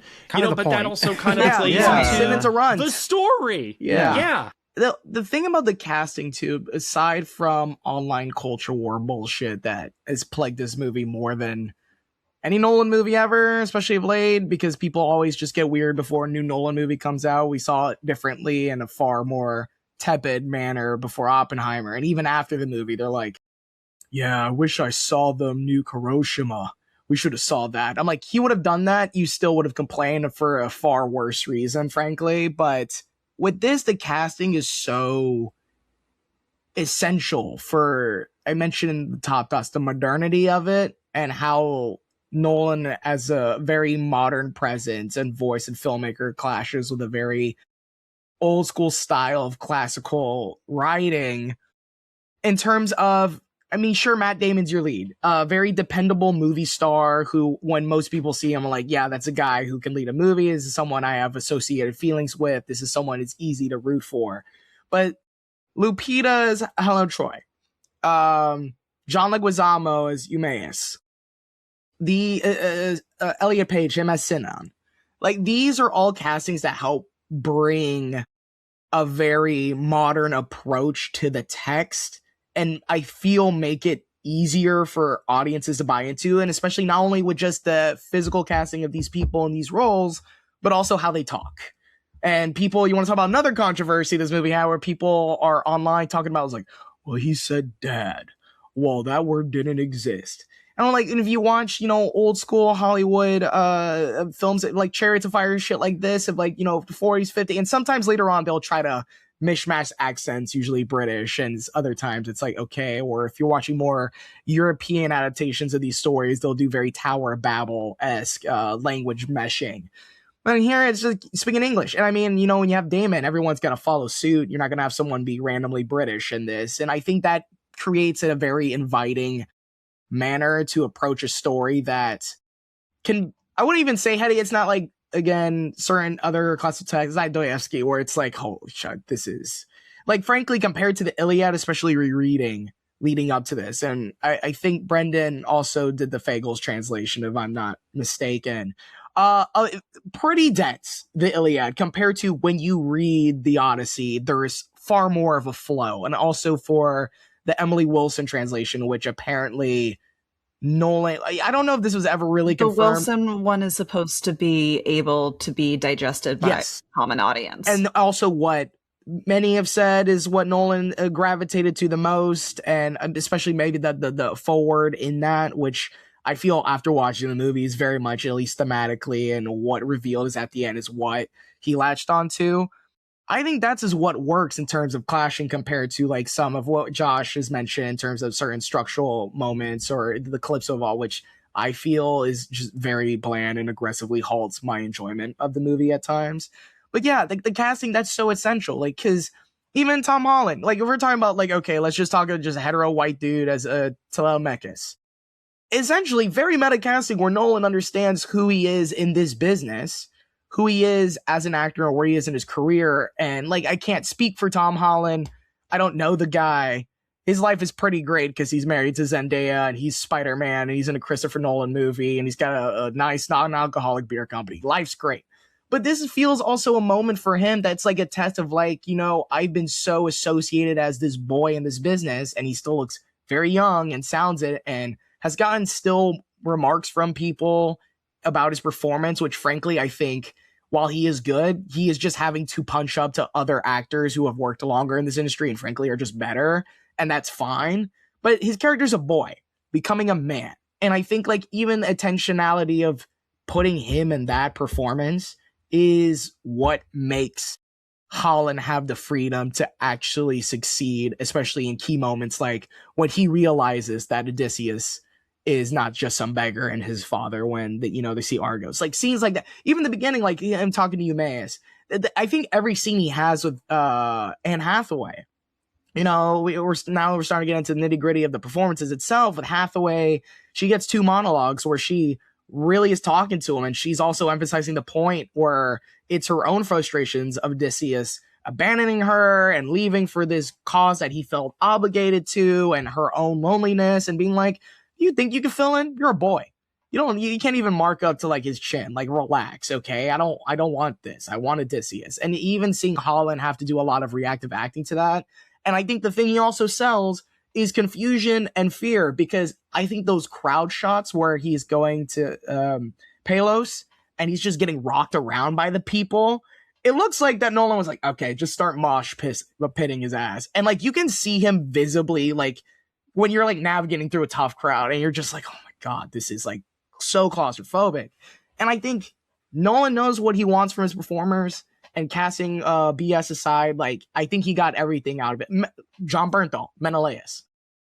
Can I just say really quick about John Bernthal and the casting here? I am so grateful that the report that he had a variation of the line, let me tell you something, was not in this movie, because that would have been too far. I didn't care about the whole dad-father discourse at all, but if they had found a way to let John Bernthal work in, let me tell you something about Odysseus, or whatever. Who wants to hear a story I about would have been Odysseus? very personally offended by that. Yeah. And that is like nothing compared to what other people have said that they were personally offended by regarding this movie, which I think is absolutely ridiculous.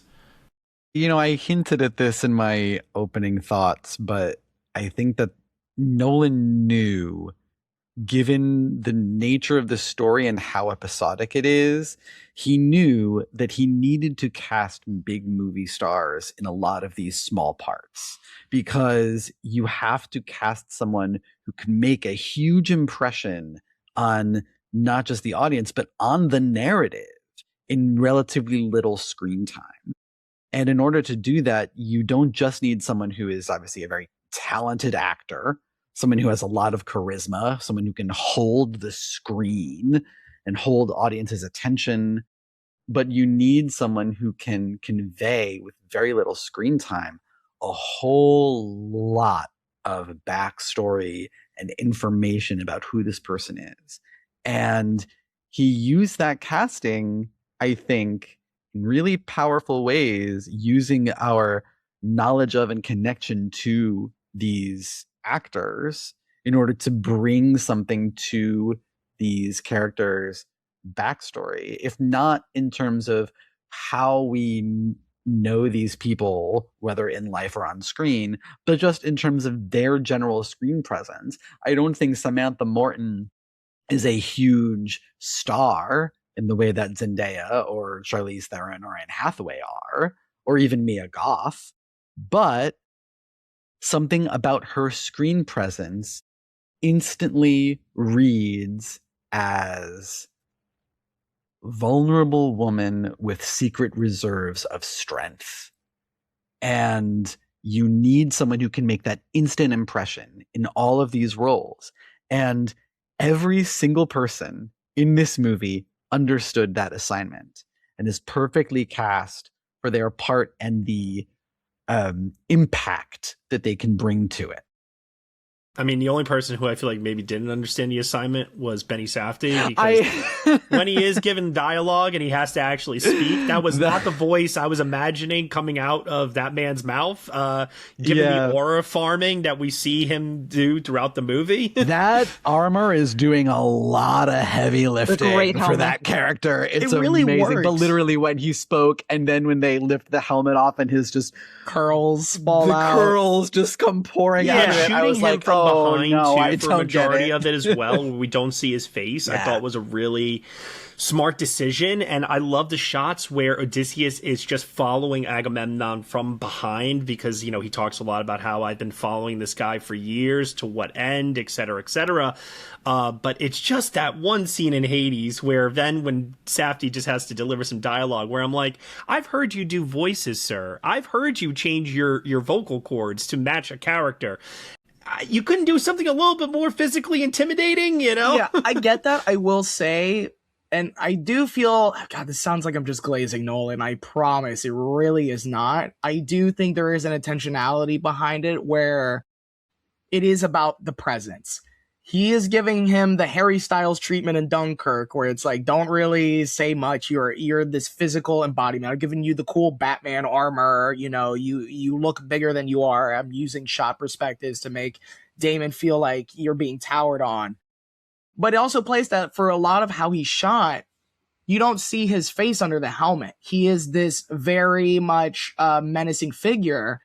And the furthermore we do learn about Agamemnon, which I'm actually quite shocked that they are showing visibly like sequences of Iphigenia being sacrificed, and again, this is all like referenced very briefly in the Odyssey, where they're like, yeah, Agamemnon got killed by his wife and her lover, don't worry, the sun took care of it. It's like so like off the cuff, And here you're like physically seeing him get Iphigenia and like also Lupita playing Clemestria and wanting to kill him, and you see the build up to the assassination.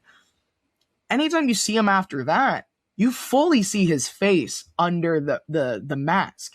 The shadowy essence of that is stripped away. He is not this grand warrior. He is in fact someone who did a heinous thing and is frankly a coward and died in a very unheroic manner. This is a men who are like, we go to war, we die on the battlefield. There's a lot of emphasis in the text of like having a good, even in something like fucking Troy, they're like a good death, a great way to go out. Very, and lots of Nordic culture, Greek culture, it's so essential.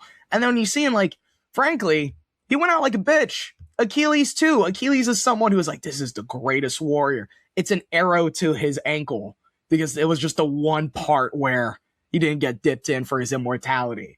And again, another person who not in the Odyssey is just you learn of all these the way they're disbarred of.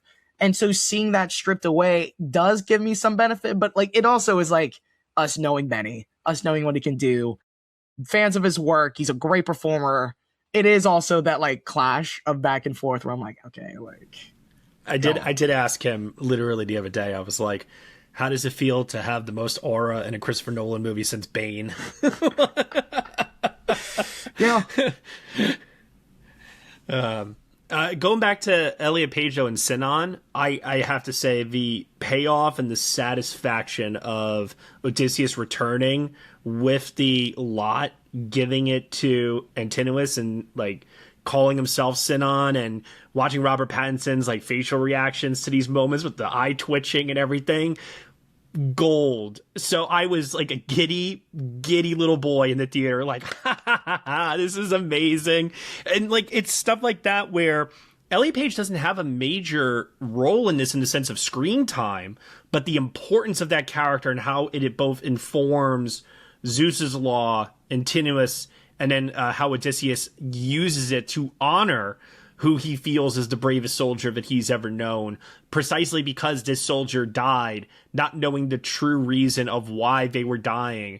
And in that vein is also another breaking of Zeus's law. You know, it's something that I think is so thematically important to the storytelling, and I just thought was great all around, as well as far as like the payoff with Pattinson. The thing with Sinon is so complex. Oh, especially considering in the flashback, I'm still slightly confused what happened between him and Antinous. I was focused on this because we talked about after we were debating the first for game. so We were long. talking about this for so long. I missed 2 trains because of it. Yeah. But so I paid close attention, and it's hard because I think this is sort of the one place in the movie where Nolan's penchant for making very complex choices with time bites him in the ass. And not necessarily because of that, but because each time we flash back to that, we are getting a new piece of information. We think we know the story, and then we are found out, oh no, that's not really, it was this. And it happens 3 times. So like we are constantly learning new information. So what I think I pieced together this time is that Odysseus saw Antinous selling his lot for war to Sinon because both of them wanted it. Antinous didn't want to go to war, and Sinon wanted the money that he would get from Antinous for doing so for his family. Right. But Odysseus caught them. For whatever reason, he allowed them to switch places, but then lied about what really happened to protect Antinous's and his family's shame that he did not go to war like he should have. And Antinous then used that story to his advantage to gain popularity. Yeah, to gain or like he always nobility. says, He's Yeah. peacocking. talks himself up saying, "Oh, Right. I would have followed this Like, I man could have, into I would war." have. Right. Yeah. Yeah. He is like Odysseus is the person that Odysseus left behind. That's what gives him this like thing over Eumaeus in his eyes. You know, Ithaca needs a future, and he knew that I would be a part of that future. Yeah, he uses it to his advantage, and then we find out later that Sinon's father died in poverty, begging for scraps, so Antinous never upheld his bargain to take care of his family. And all of this is... There's some major thunder happening outside right now. We have a Zeus tornado is, rolling, so Zeus is angry. Zeus is very angry at us, probably. No, but...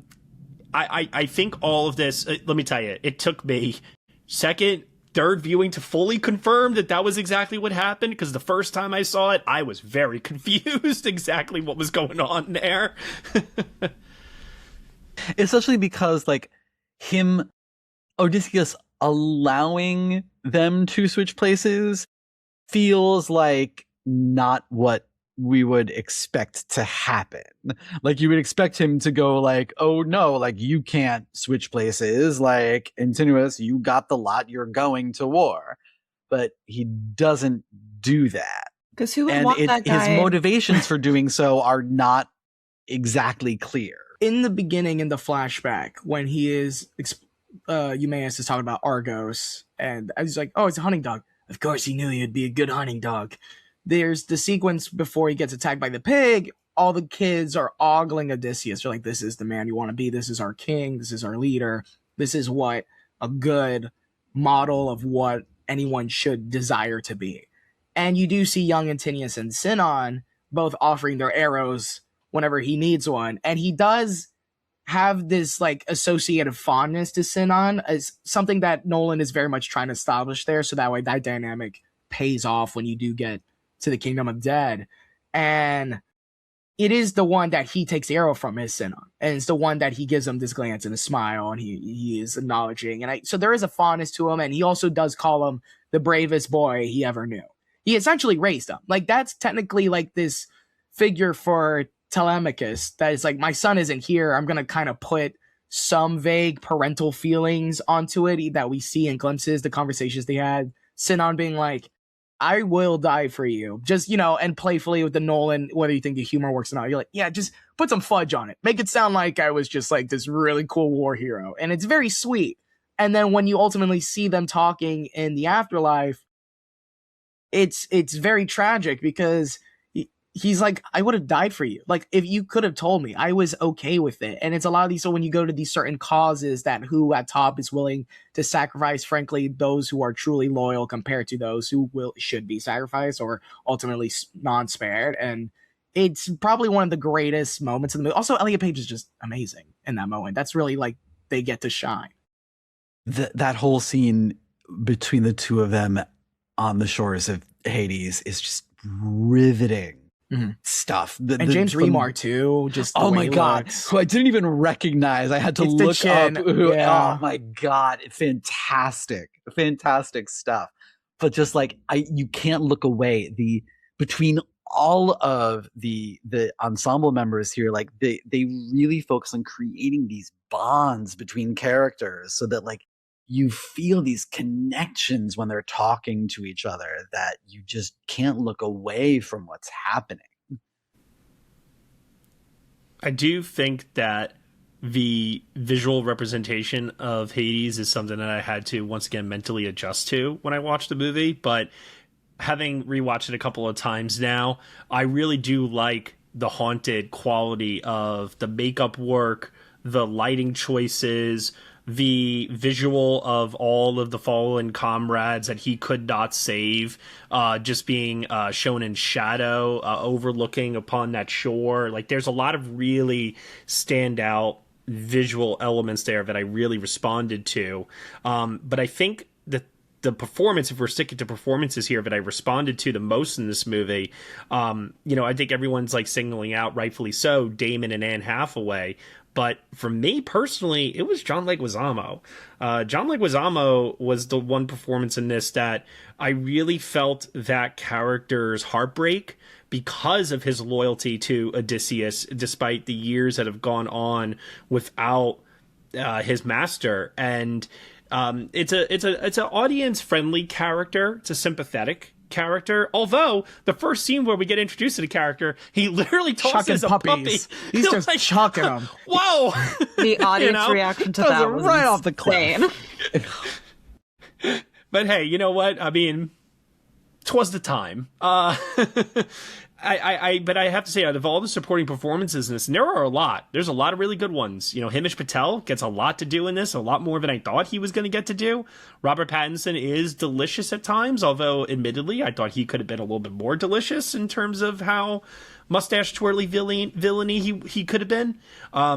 And, Holland, I think, is fine. I'm not, over here saying, oh, my God, greatest work of his career or anything like that. But I will say that in terms of a role that fits his strengths as an actor, it's good. It's just he's surrounded, of course, by so many other standout performances that completely overshadow him. And Samantha Morton, who got supposedly a standing ovation on set for her performance in the movie. I think comparing this to Heath Ledger's performance in Dark Knight in that regard was a mistake. I think it set people up for a wrong expectation of what to expect from this performance. But the performance is still good. I don't want to, disparage the performance or anything. But my point being, there's a lot of really good stuff here being done by a lot of people. I know we've highlighted either underutilization of certain characters, wish they could have done more, but I do believe that from a casting standpoint and from an overall ensemble led by Damon and what he's doing here, this is a really, really terrific ensemble where you can pick and choose who your favorite is, and you might get a different answer depending on who you ask. Oh, the whole cast, yeah, it is great. I do have to say I've been on the record of being just a massive Samantha Morton fan. She literally was the casting announcement earlier on that I was the most excited about. And I love her scene, not just for how it is shot. I do really like that. But I also really enjoy just the presence that she gives that scene. And Dan was highlighting it perfectly. There is this vulnerability, but also this strength that is just lurking in there, but not in the same measure to each other. It kind of goes in and out. And I love Samantha Morton. I mean, she's just one of the best out there. I'm so glad that she's in this movie. And I have to second Lupita again, because I know people are kind of sad that she only has 3 to 5 minutes. But when she is shown as Helen, there's obviously there's this great beauty and this regal element to her, but there's this huge sadness in her eyes. And having an actress as skilled as Lupita, it's the scene where at the end where she takes Telemachus and begs him to be I am so sorry for what people have done in my name. There's this immense guilt that this woman has for what has occurred. And not a lot of actors would be able to get that in such a short period of time. And I love how Nolan was smart enough to not only cast her, but to direct her to get that. Yes, you're this queen, you've been on this great journey, but you are deeply remorseful and kind of ashamed of what has happened and how many people have died because of you. Imagine being that person. So that kind of puts the character into a new perspective, which then harkens back to our theme, which we get with Odysseus by the end of the movie. Yeah, I think there's a weird discourse that happens online about big actors in small roles. Matt, you talked about it a little bit earlier, but especially, to be fair, with women, and that's fair because we do want, women to be centered in movies and everything, but I think people kind of have the wrong attitude.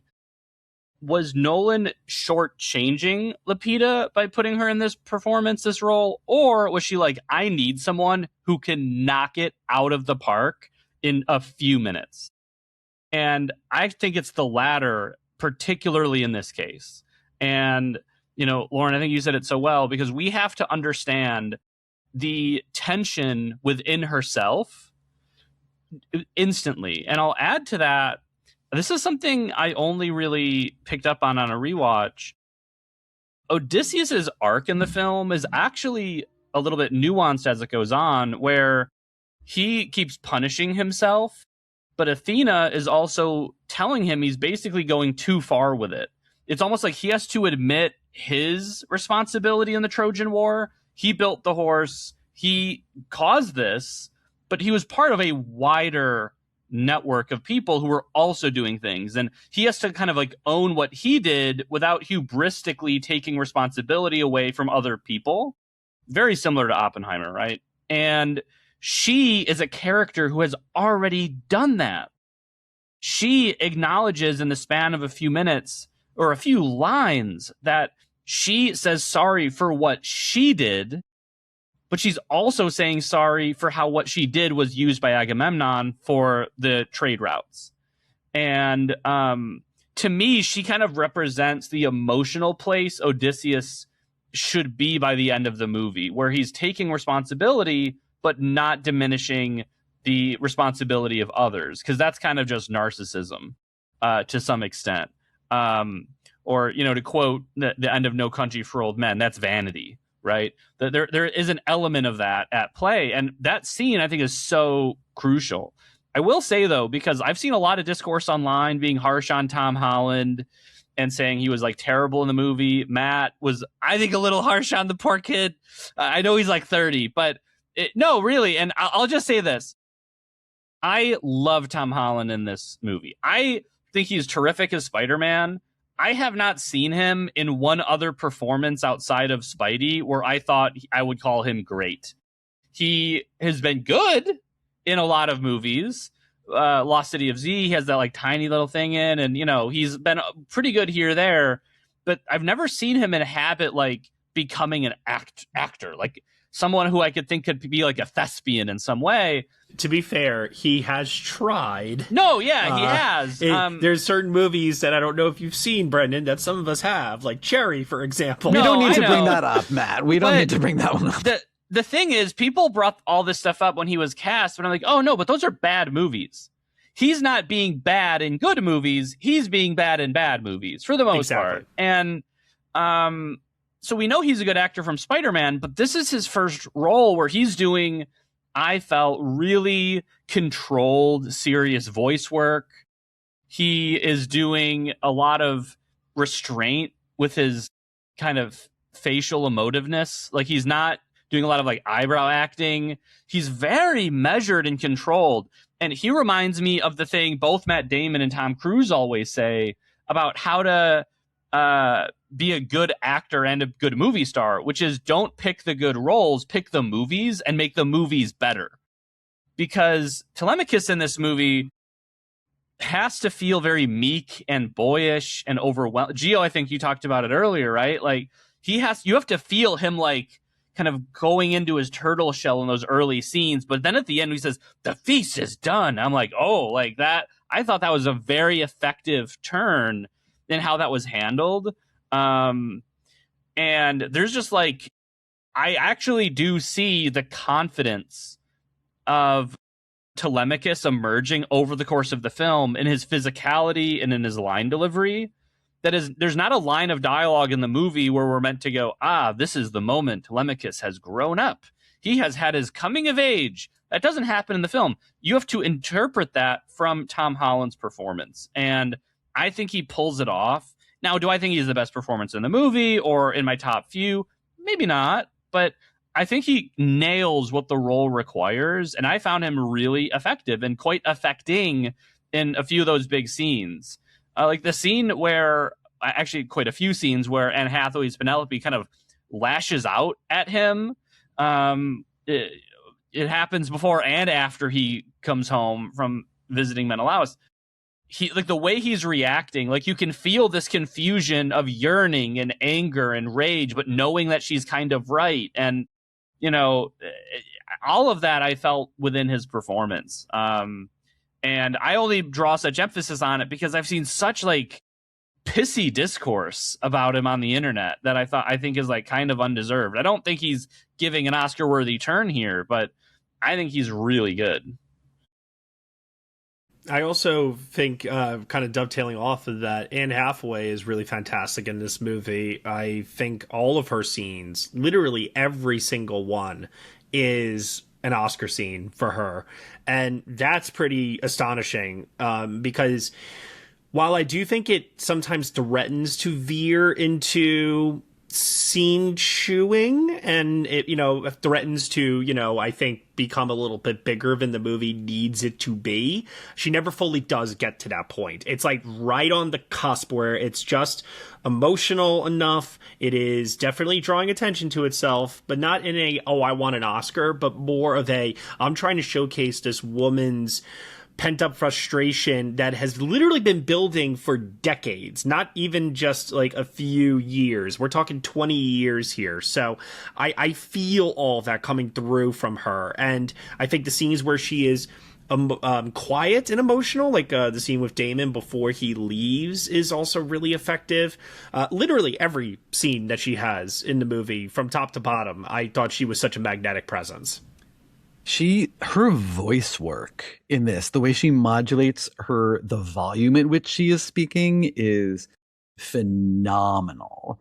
There are moments where she drops to almost a whisper, where I just like found myself like leaning in because I wanted to hear what she was saying. It feels so important, and she adds an intimacy to this really huge movie that it would just die without. You need that level of intimacy in order to have the last act, to have those emotions land. And although Dan, the leaning in, leaning out when she's doing that with Telemachus, it's a bit much. And well, no, it's not even so much that. I was kind of amazed that the focus pullers sometimes would actually like lose focus on her, constantly like doing that at times. But it also like added something to the performance too, where it just made it feel like it was more spontaneous and like fueled by such strong emotion that, you know, even the focus pullers couldn't get her in focus. You know what I mean? Yeah. I kind of dug it. There's something about the just overwhelming nature of everything that she is going through that you really just feel throughout every bit of her performance. And again, with like, you constantly get new information about her and what she has been going through in each scene. Every time we see her, it adds something new, it adds a complication, and she really layers the performance fantastically from those things that the script gives her. I will say, in terms of like small performances that make a huge impression, because this movie is filled with them, Lupita's fantastic, but I think honestly that Zendaya is not getting the credit she deserves for that performance. She has to sell you on Odysseus's arc as much as Damon does, because you have to buy, if you do not buy that moment when he sees Athena get her head chopped off, his arc feels flat and hollow. And as much as this rests with Odysseus, the audience still has to have that same emotional reaction to what he's seeing. And she sells it so well. She doesn't get a lot of time in that moment. She doesn't even get a lot of context. She has to conjure everything just from the emotions on her face in that moment. And it is so powerful. That look she gives him, you need someone with that level of charisma and ability to hold the screen and create a character in order for that to work. And she does it with almost nothing on the page. It's phenomenal. I could say that the same with Hathaway, where the gates open and she's holding the bow, where we know shit's about to go down, and you're like, this is a queen. There's a fun dialogue kind of going on in this film about both Penelope and Odysseus as leaders to their respective people, and how they're trying to do what they can do in the situation that they're in just to keep their people safe and to get them to safety, make sure they're okay, and how they both feel like they're both miserably failing because of their circumstances. And I just love the sitting anger that Anne Hathaway is doing with Penelope, where she has to be, totally, not happy, but like okay with everything and trying to follow Zeus's law and just waiting for the perfect time for her man to come back. And we all know Nolan's, way he either writes or shoots women. Like the fact that she's behind a wall, almost every other scene is a little bit like on the nose. I get it. She can't truly be herself, but the way he's able to direct women very well. And he has hired phenomenal actresses, and the way that Hathaway has built Penelope really, I would say, kind of carries what's on the page or what's in the poem itself and brings this anger and this grief, but I'm still going to keep going because she is the leader. You know, she says it straight up, which is a great, you know, parallel to Odysseus, you know, trying to get back, and she's trying to just maintain as much as she can until he gets there. That's like one of the most beautiful elements of the movie, I think, is her undying love for Odysseus, because even when he says to Telemachus at the end of the movie, she has every reason to have forgotten me, and I'm going to basically put her through this test, essentially. But deep down, he knows that even with this test, that she will still come through for him. It is like really, I think, beautiful. And it reminded me a lot of the qualities of Interstellar, where you could go on this journey, years could pass, and yet you don't forget the love that you have for someone. I found that to be so powerful as a driving force of this movie. And Lauren, to your point, I do think it is a little overdone, the amount of times that she shot through any kind of gradient to make it look like she's in a prison of some sort. But I also thought the way Hoyt van Hoytema shot some of the scenes were really, really beautiful. And especially the one between her and Pattinson through the tapestry was phenomenal, because there's an added element there where she is like shown in more clear light through it, and he's actually being a little bit more, what's the word I'm looking for here? Obfuscated. Obfuscated, thank you. And I just love that even with that element of the light, it's like we're not going to show him in shadow, we're going to just show him in more light, and through this. Just really, really brilliant decision making there all around in terms of how to shoot light and frame somebody. And when she turns, when he plays the bow and she starts to face the fire and she has this little glimmer, it's amazing. Woo! Like, so and like her hair is slicked back and it's just great. And you see her like fully like a Greek goddess in the pictures and in the museums. And it's just a beautiful, beautiful shot with just her in the lighting. And also just a way too that Hoyt van Hoytema shoots Damon in the third act, the amount of times he's wearing that hood and it's just shadow and we don't actually see his face. I was like, this is some Assassin's Creed level shit that we're seeing here right now. But also at the same time, I loved that it was just reinforcing that idea of this really could be a god in disguise. This is a stranger. This is not, this is Odysseus, but he's also changed too. And the people in that great hall don't know who he is either. And I just, that decision I thought was just brilliant throughout. He's Batman and Jason Bourne. Really. There's a lot of Batman Begins in this, even to the point where I forget the exact line when Telemachus is like, what? So like only you are going to take on all the suitors. And then he says, and you. That's the Gordon moment in Batman Begins, right? When, Gordon's like, we, it's a similar beat. Before we get too excited about the ending brawl and everything, I do want to stick on the female performances and characters for a split second, because this movie, I tweeted this already, but this movie is the most, I think, outwardly, anachronistically at that, progressive, wokeified movie Nolan has ever made.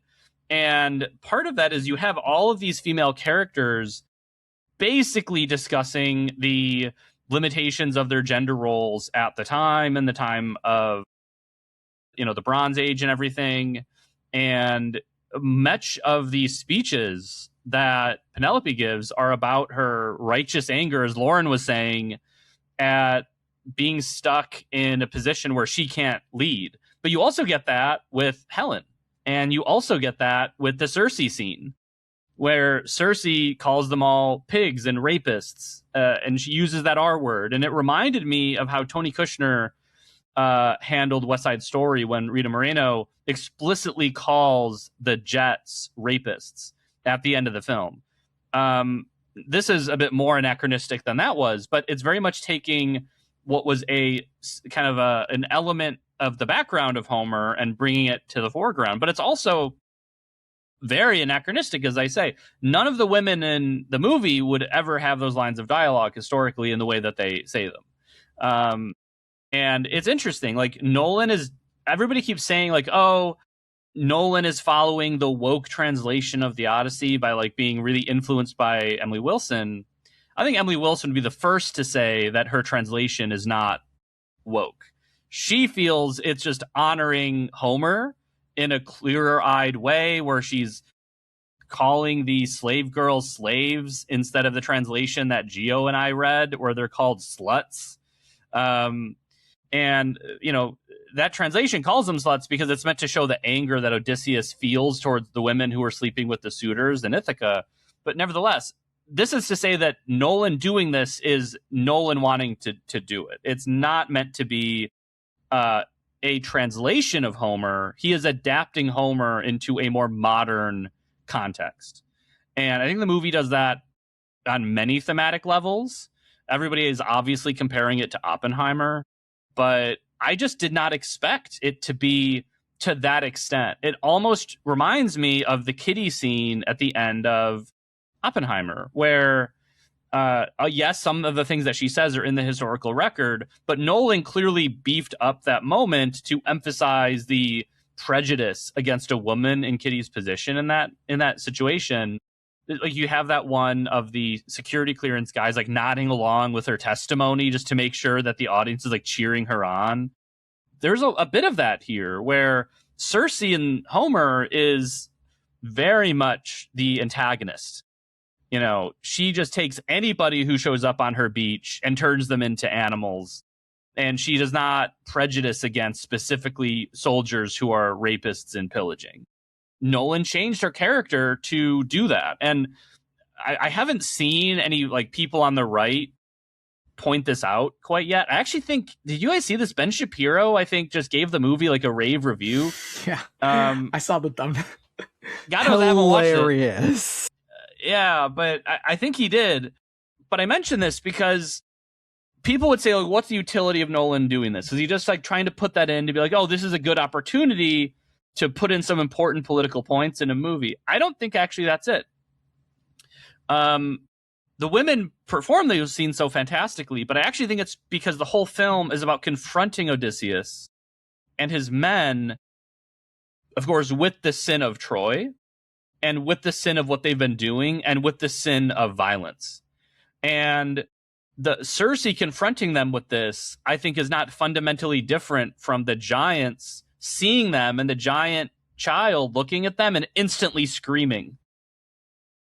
You know, she's right to do it. She's right to scream in that moment. And or even the Cyclops and the fact that, you know, they say, oh, we might be able to reason with it. It actually speaks and is crying out to Poseidon. I was reminded of the troll in Lord of the Rings Fellowship of the Ring and how it's like kind of like this giant big baby almost, and there's like pity for it when they actually like kill it at the end. And I felt that way for the Cyclops in this, where it might seem to be monstrous to them at first, but you know, did you actually try reasoning with it?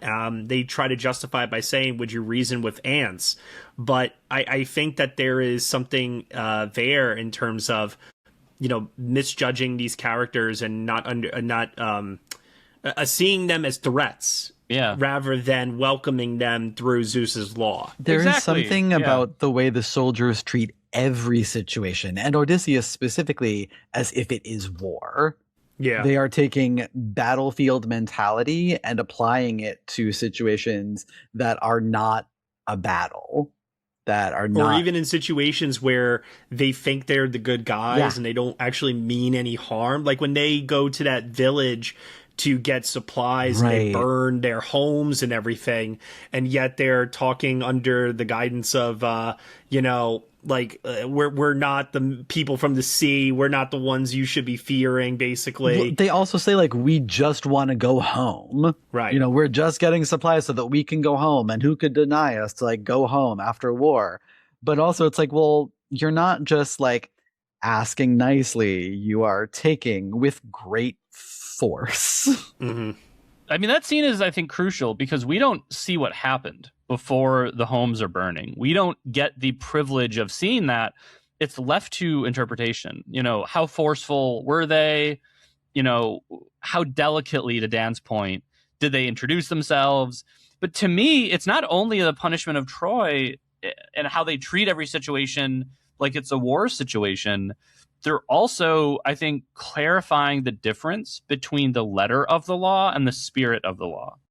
So Xenia, the law of Zeus in the film, constantly shows characters saying, I am following the letter of the law, but we can abuse it to its absolute limit, right? The suitors are constantly disobeying the spirit of it while following the letter. Odysseus and his men do the exact same thing. When Odysseus goes in, he's warned by Himesh Patel's character, we should leave. Like, I don't know if this guy even knows what Zeus's law is. And also we have like nothing to trade. And Odysseus is like, man, this guy has great cheese. I want to like stay here. And I actually think this line delivery of pretty good is like a very good humor moment. No one in any of my screenings has laughed at that. But I think it's a pretty funny line delivery. But no, there's like very, very tiny spots of humor in this movie. Yeah. Like, it's probably the least humorous Nolan movie in quite a while, I find. But there's like 3 or 4 moments in the movie where, just to give you that little bit of levity. Just a tiny little bit, yeah. Yeah. But no, I mean, I think that's right. Like, they keep all imposing themselves in these spaces where even if they're like Zeus's law, we could do what we want. They are disobeying they're not capturing the spirit of what is happening. So to kind of come full circle, I think that's also what all of these kind of woke speeches are getting at, which is the violence inherent in their culture and in the men of the movie, and how unaware of the violence they're actually waging. And that affects Penelope and what she can or can't do. But it also means that when they're, interacting with Cersei, it's the same thing. She's confronting them with what they're doing. And just to say, that's how Nolan makes all of his movies.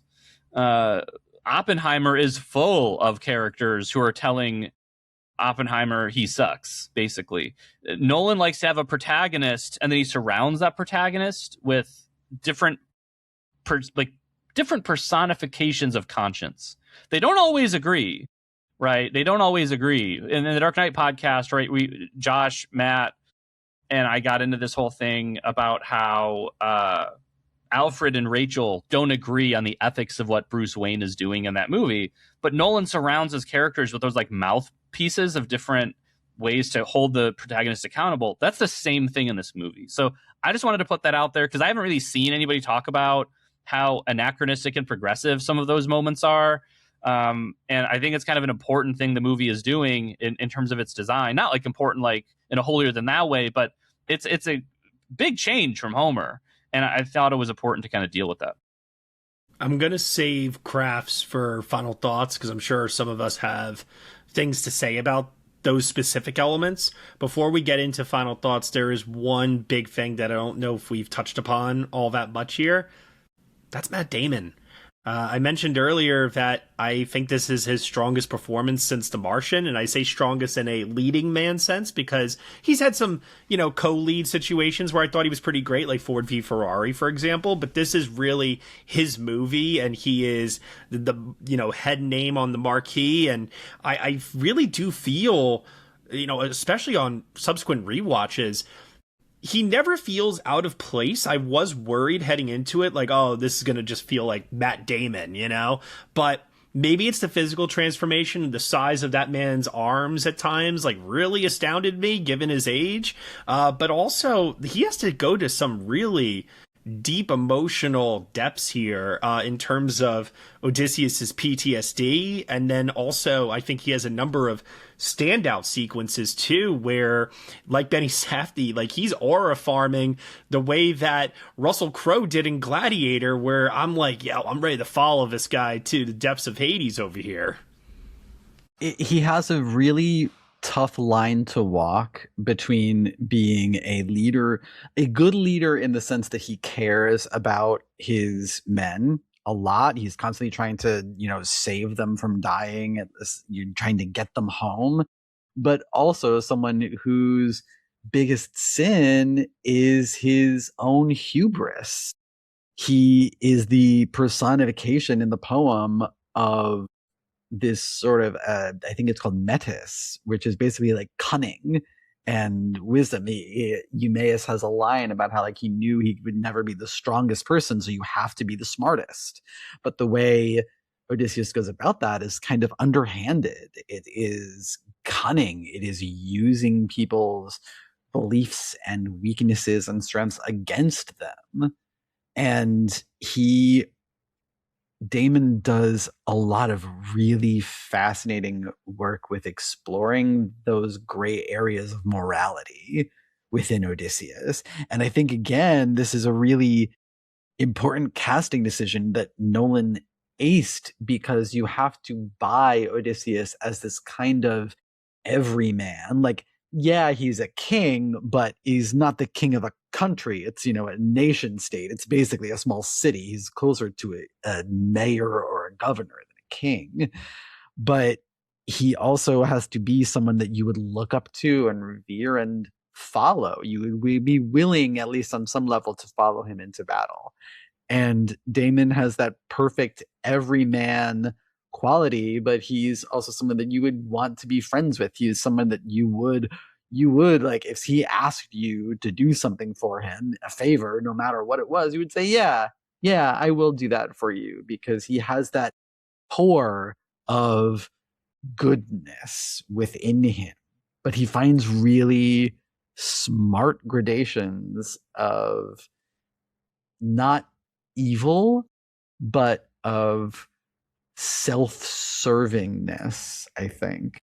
They just wanted that Trojan War to be over. 10 fucking years on that beach, as he says at one point. And it's like, that pent-up rage and frustration, they broke all that was sacred, and they came up with the ultimate deception to ultimately get what they want, like you said, because it was self-serving. Yeah, he has that great line when he's remembering and describing what happened in Troy. And he's like, I watched 10 years of frustration and pent up aggression pour into that city. It wasn't just the men. It wasn't just soldiers. It was those 10 years of being on the beach and unable to do what they wanted to do and wanting to go home and being hungry and frustrated and angry. And it overwhelmed him, as it should have. Okay. I think we are up to final thoughts here. So what we're going to do is we're going to go around and we're basically going to mention the things that we did not have a chance to bring up here. So Josh, I'm going to toss it over to you first, since you are clearly the more skeptic, critical of the group here. What are your final thoughts on the Odyssey, something that we haven't mentioned yet? Well, there are actually some positive things about the movie I can still mention. Yes. For instance, Bill Irwin as the Cyclops, it's not a speaking role, but I do just always love to see him on screen. And it was a good depiction. I did like it. I have issues with like how the scene is assembled, for sure. But in terms of just the Cyclops itself, it was good. I also love the scream that he gives when they poke his eye out. Like, ooh, it's like bone chilling. It's so disturbing. But the way that Ludwig Göransson's score like amplifies that too is like some of the most grating sound work I've heard, and not in a negative way, but like in a very positive way, where it just like rattles me and gets under my skin. I also love I know he talked about this directly, Nolan, but I just love the Guillermo del Toro influence of it all, of having a real actor in a suit portraying this creature in this way. Do I think that certain moments when he's grabbing the soldiers and eating them, and I don't see like their arms wiggling at all, yet they're screaming, or something like that, where I'm like, clearly that's a doll. You know what I mean? Yeah. But at the same time, I admire that he took this route, Oh, yeah. I don't mind, actually, that you can very clearly tell Bill Irwin's holding like a mannequin or something, because that to me just gives more charm. It's sort of like when I can watch Batman Begins and I can tell exactly when the miniature shots happen. It's like, well, it doesn't matter to me quite as much because I like the tactility there. That's almost like, harkening back to, almost like Ray Harryhausen type, stuff. It's not stop motion here, but the spirit of it is kind of reminding me of that. So that element of the Cyclops encounter, I like. I just wish I could know where people are in that scene. That's the frustrating part for me. Plus, also when he then shoots it at the end, it's like, dude, what the fuck are you doing? What? Well, he says that he killed good men and he was pissed at it, and then he got 2 other men killed after that. Well, that just tells you that Odysseus is a flawed commander and leader in that regard. Yeah. But that section of the Cyclops bit, I did really like. Anne Hathaway has a line reading of like, to burn the bastards, that like just applause. I do really like Anne Hathaway a lot in the film, and there are some line readings that are really, really impactful. But that one in particular, I remember the first time I saw it, just like felt like the whole theater just collectively held their breath at that moment, and just because she's so good. She can go for that precision strike in it, and that was particularly effective. I also really love the detail when they arrived at Cersei's and she tells them to put their weapons outside, and then you see the rest of the armory from other people that were there. Like, I did like that communication of, something's sort of up here, and we don't have to explicitly say it, but you can just see that moment. It's like, okay, other people have been here. We don't know where they are, but it just sets up that tension and that anxiety right off the bat. And yeah, just again, Samantha Morton, just wonderful. I love her. Kind of foolish, though, of the men to see that and still go inside. I understand they're hungry. It's a very man thing to do, to pick food. Yeah. They don't care. Plus, they think she's just one woman. They think they could do it, yeah. They can The sound design, by the way, of them eating the food is another like unnerving effect in this movie that I thought was so effective. The sound design, and also they are being played in reverse too. As they're eating the food, like you can tell the way they're shooting it is that the food's coming out, but it's being played in reverse. So it gives you an even more uneasy feeling, because it's like it's the noise and their movements aren't like quite natural, but like that to me, like of all of the stuff in this movie that I do kind of complain about a little bit in terms of Nolan holding back on the fantastical, that is the one sequence where the balance gets done perfectly, where it's his practicality, but it's executed in a way that still feels viscerally effective for you. And like that's the perfect balance for me, is everything in that scene. And I remembered thinking the reverse motion is very subtle, but it gets you on that very deep emotional level too. One of the assassins, I think actually the main assassin, going after Telemachus at the temple, is one of the Dunkirk twinks. I recognize that. He was one of the Scottish ones, so it's nice to see him hooking up with Nolan again. Man, the ending, I know that we do get a lot of fun out of it, but when Robert Pattinson's off to the side just yelling about picking up the weapons, like, the first couple times, it was amusing. After a while, though, I have to admit, it was like, okay, now this is like bordering on legit comedy that I just don't think is quite right for that moment. It is inherently funny just because Robert Pattinson is funny. But I don't know, after like the 5th or 6th time, I was like, okay, the tension of this moment is now getting lost for me a little bit, because now we're just returning to a comedy beat that's undercutting it a little bit for me. And I've heard a lot of people say it's great. It was not quite as effective for me. I have to be honest. It definitely is unintentional comedy for sure. But at the same time, man, have I had some fun with just imagining, Robert Pattinson just being like, the nunchucks, get the nunchucks, or the bazooka, somebody pick up the bazooka and get him, just like, what else could they possibly drop down that hole that he would be yelling on about? But I think it does illustrate a point, which is he's ordering everybody else to get these weapons, and he's not willing to do it himself. He's not willing to go into battle like he says he so would have if he would have been given the chance. And I think that just only illustrates the kind of cowardice that character has. Yeah, it is meant to represent that. I just think at a certain point, it's like we're almost entering a like Naked Gun skit, with the amount of what he's calling out. It just kind of comes close to that area, and with everything else of that scene trying to be, very tense and action forward, is just like that moment, it kind of pulls me out. At least it does for me.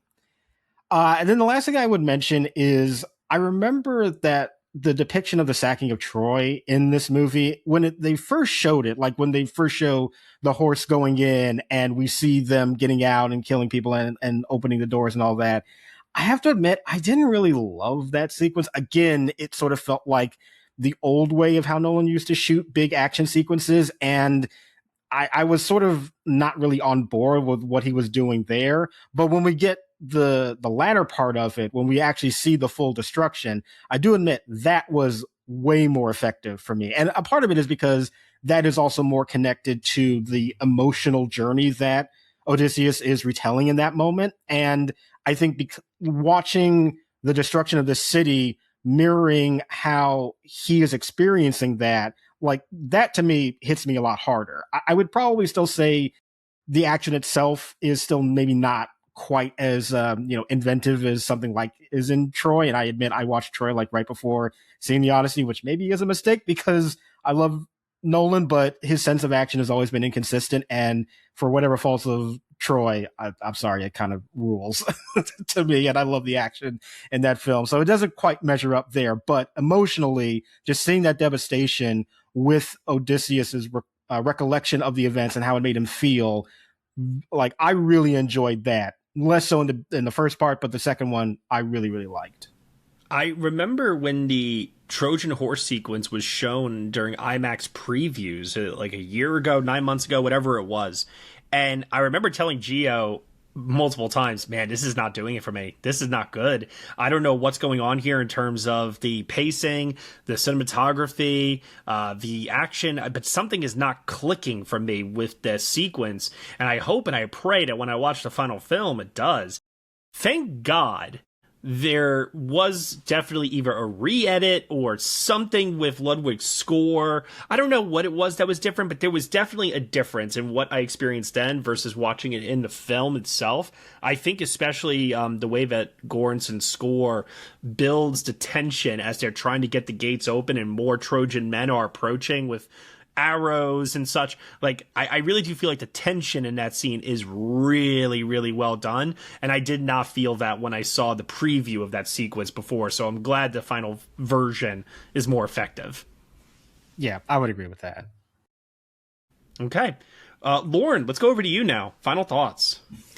I love how Odysseus uses the arrow to warn his prey before he starts the battle, and how it's also like a song with the score itself, and how that just juxtaposes the fall of Troy itself because it's the sneak attack and we don't let anyone know. So it just goes against him as a character and his morality as a soldier itself, and that kind of goes on his journey. So I love that, and I love the note that it makes. There's something about like the Western quality of that guitar pluck or strum, whatever it is. Like when he does it at the very, very end and Anna Hathaway stops walking because she heard it, like that is some pure just movie Western, like Hollywood shit that like I just I lost my mind.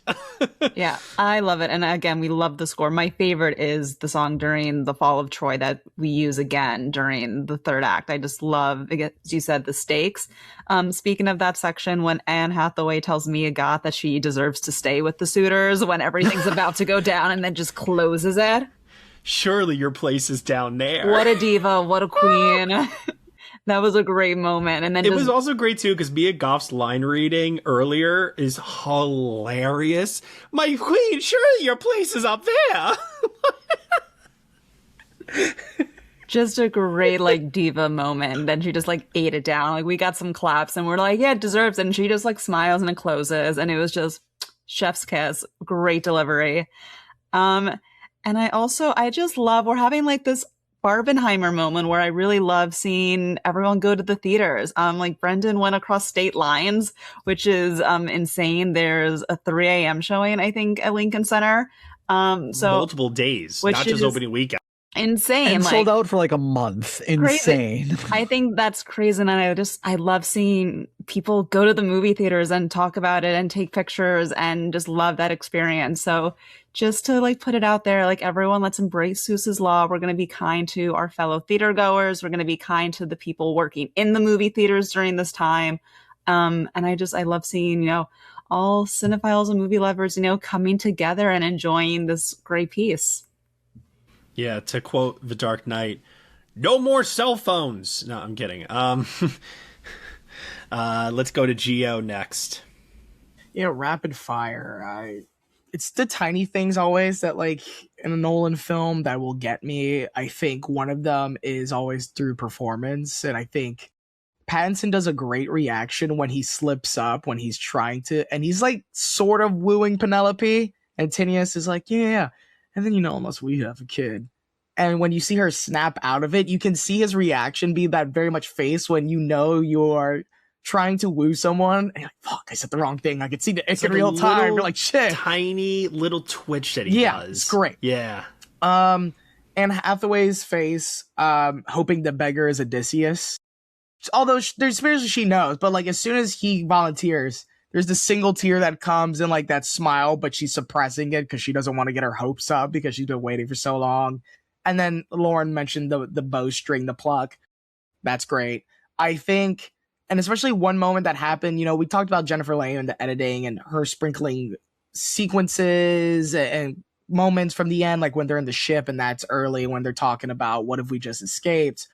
The one that get me, and as someone, like, there's obviously going to be people who've not read the Odyssey, who are not familiar with the text, that are going to go see this. But if someone is obviously familiar with the story that we've seen so many times, when you're seeing them in the halls partying, and it's the party where he is doing the arrow trick for the first time, and how casual it is, and when the strung,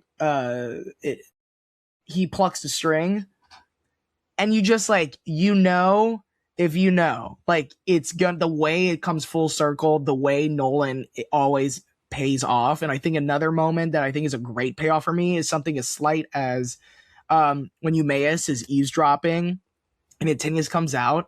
He's like, you're doing all this for a queen. She doesn't even remember your name. And the moment that he comes and she's Eumaeus, the bow. And she clearly remembers and also is bestowing this important thing. It's like it's just a great emotional payoff for me. I think that played so well. Slight things like the dolphins in the water that they got lucky and are just popping when they're just insane. Yeah. And like watching that and just seeing like that is something that like I know they did. Like clearly you cannot plan. That is just the beauty of like taking it all in. And when we talk about the deities of all and gods, I'm like, that is beside it. That is like before they are furthering pissing him off, although in text he's already angry. Just the nature itself. The idea of Nolan and Emma Thomas being like, the gods have blessed this filmmaking shoot. With dolphins. I know he has the semi-Oppenheimer moment when Oppie's getting suited and booted and the Ludwig score is blasting. We have the exact same thing where he was like, bringing vengeance, and he goes, bringing it all.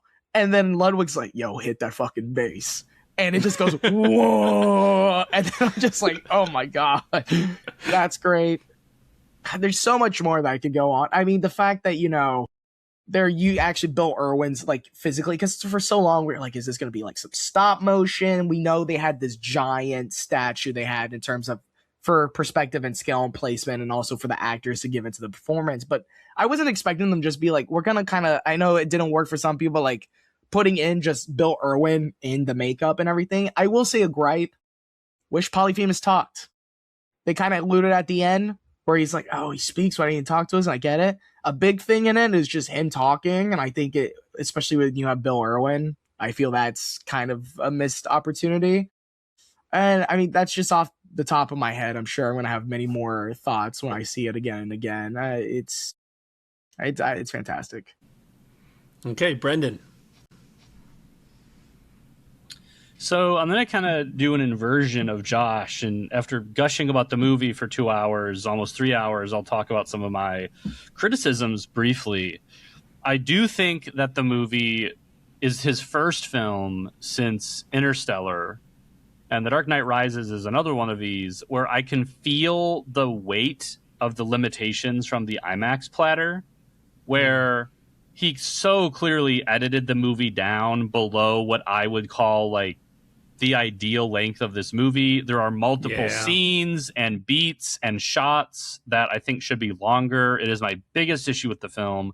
There are so many individual moments where I'm like, let's even say seconds of footage where I'm like, gosh, Nolan, this is an amazing shot. Let me take it in. Let me feel the rhythm of the men rowing the oars. Let me feel the undulations of the ocean and the rise and fall of the waves. Let me kind of really bask in those things.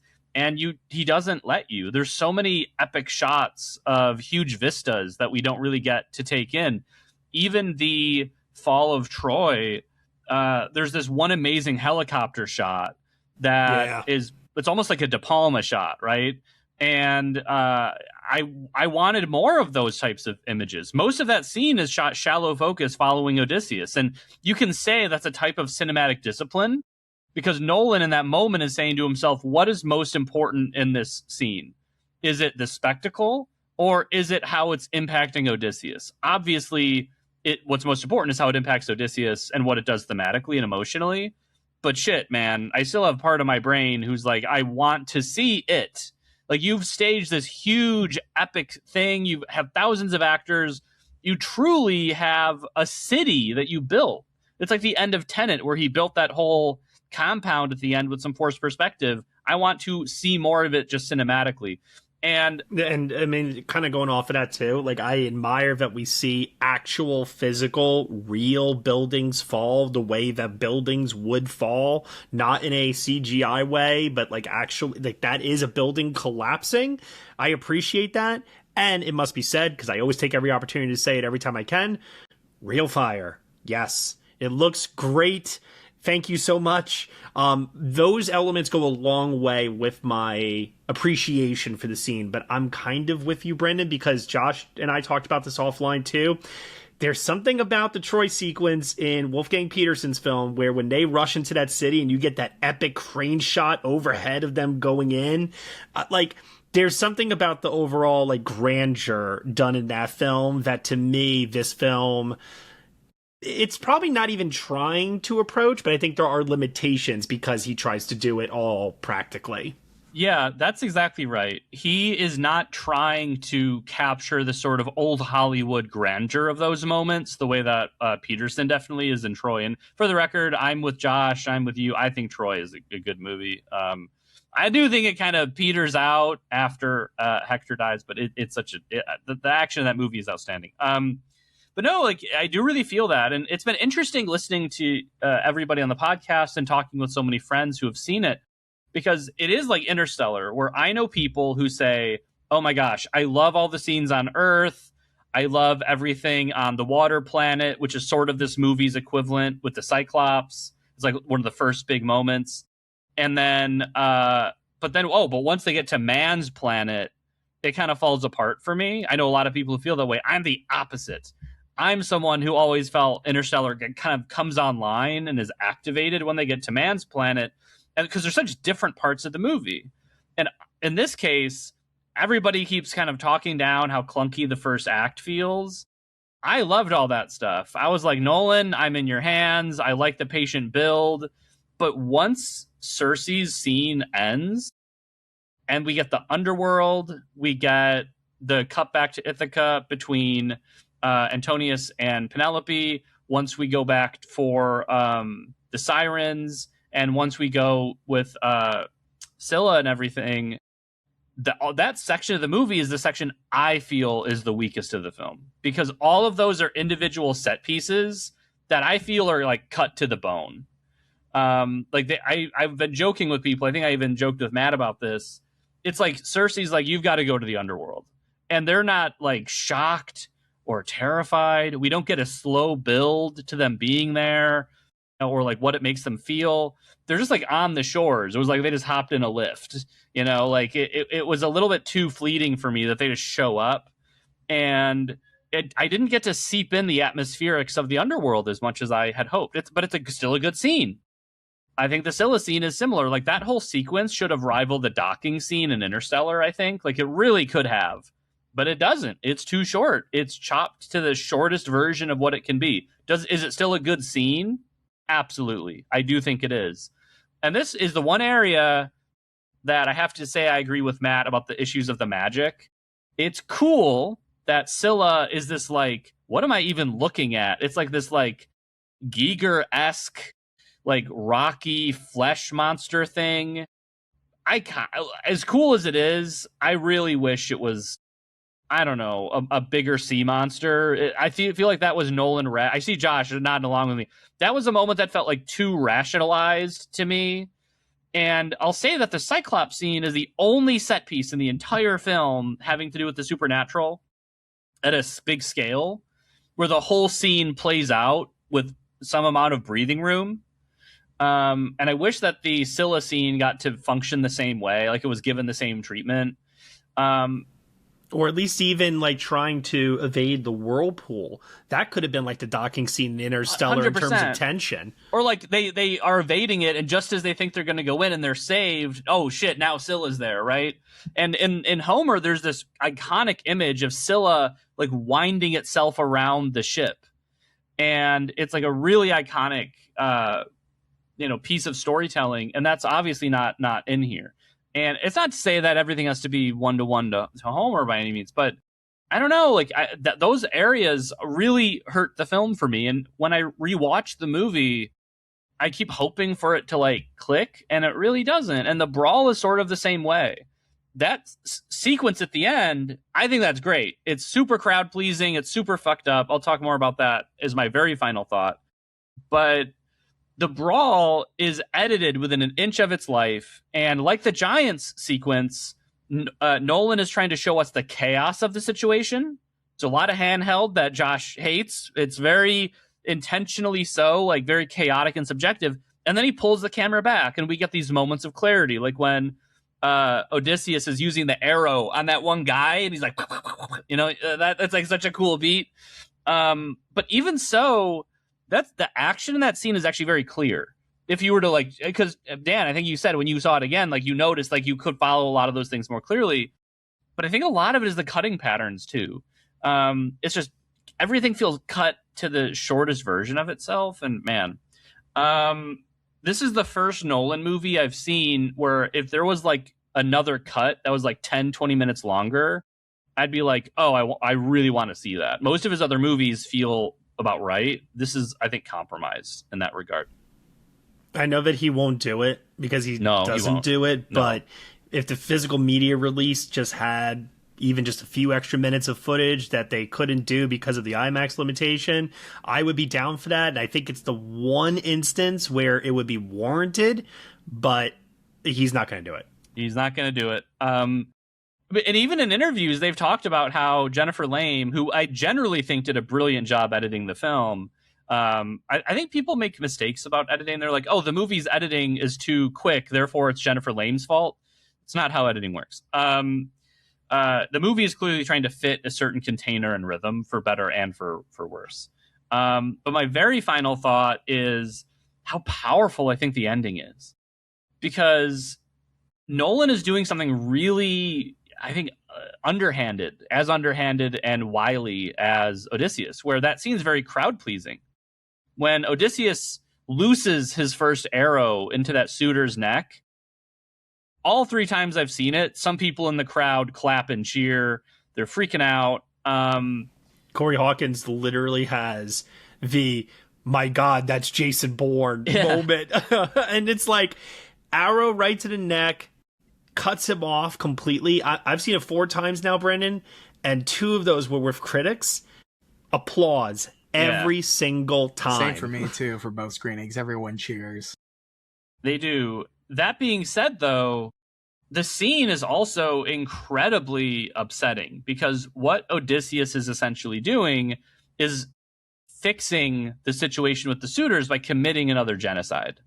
Because what happens in Troy is a genocide. And it's really complex thematically. And I haven't seen that much writing about it yet, probably because it's so early and spoilers and everything. Well, one thing I think is brilliant in terms of practicality of how they tackle that is that he knows that there will be repercussions for this, and so he has to shield Telemachus from taking part in it. That element I thought was brilliant in terms of how that was communicated, and then what it does for Telemachus in terms of what is his actual involvement then in the final scene, and how does he still help his dad without actually getting directly involved. And then this idea of self-imposed exile. And I was joking with Dan about this after our screening. Wouldn't it be nice for a change if leaders who admitted that they made the world a shittier place than where they once found it, or admitted to their mistakes and messed up, like actually took some shame and went off away somewhere? It's not the world that we live in, but what a concept, you know? Yeah, and it reminds me of the ending of The Dark Knight Rises, where Blake says, I have to throw away my badge because I no longer believe in the systems that can govern us. And everybody rags on Rises. I love the movie, but I think it's a theme Nolan is super interested in. And that's why I said in my opening thoughts about how much this movie kind of harkens back to the Dark Knight trilogy, which is a trilogy all about how people govern and how they are influenced by kind of certain figures. And in this case, Odysseus is basically saying, I have to leave. You know, I have to exile myself. He chooses exile, not death, which I thought was a cheeky Dark Knight Rises reference myself. Death or exile and all that. But seriously, I found it very affecting. But it's also that it doesn't work. Because even though he's kind of hoping that Telemachus can help bring over this better tomorrow, maybe that's true on Ithaca. Maybe he runs Ithaca in a better way, but they still have a time of darkness for centuries after the film ends. And so his hopes and dreams don't come true, and it ends on a very dark note that we're going to forever repeat our mistakes because we're not going to remember them, which is also a very Christopher Nolan take, I suppose, on the nature of time, memory, and storytelling. But yeah, I think it's a wonderful film. I do think it has flaws. I think it is compromised, but it hits those high notes when it needs to. And I'm excited to see just how much money this movie makes at the box office, because it's a heavy film. It's a confrontational movie, and I'm very eager to see how the general public kind of deals with that. Well, I think they're going to deal with it the same way they dealt with Oppenheimer in that regard, where thematically the films are linked. And I do believe what people have said, which is the Odyssey is, in its own unique way, a prologue film to Oppenheimer, and Oppenheimer is like the direct sequel in a sense, you know, where it's continuing the same theme here of what this guy has done, the repercussions of it, how it has changed the world entirely. And I think both movies do end in a similar way, albeit Oppenheimer to me was way more pessimistic. At least this one has hope in the face of its crushing reality. But I feel like this is going to do really well because it has these major set pieces. It has these actors. I don't know if it's going to do the level of Oppenheimer, but I still anticipate it will do pretty damn well as a result. All right, Dan, we're up to you. I do want to say that my first actual note in my notes from the first time I screened this movie, which I always, like, the first note is always like the first image or line of dialogue. I always have that as my first note. So my first actual note in this is mumbling / sound mix. But I will tell you that last night when I saw this in Dolby, not a problem. Not a problem. So for people who are wondering what format to see this in, if you have any issues with hearing dialogue in Nolan movies, go see it in Dolby. The IMAX looks fantastic, but I found Dolby a lot clearer to understand, both sound-wise and sometimes with the visuals too. Like I said, the IMAX screen is just so big and there's so much happening. I co-signed this, actually. I saw it both ways, too, and I had the exact same experience. Well, and you also last night apparently saw this in 4DX, which... My first 4DX movie ever. I've never gone to a 4DX movie before, and, you know, there were times where I regretted that decision, with Twisters specifically, And I didn't want to make this mistake. I figured, you know what? I've seen the movie now 3 times. I'm aware of its beats, so hopefully I won't be like taken off guard by certain things. Man, watching people around me though get rocked in their seats by those storm sequences, the water, the air, and everything that they were blasting at me. Thank God I knew it was coming, because if I was seeing this for the first time in that setting, I mean, shit, my lower back hurt by the end of that 3 hours, I have to say. But I think I would have been...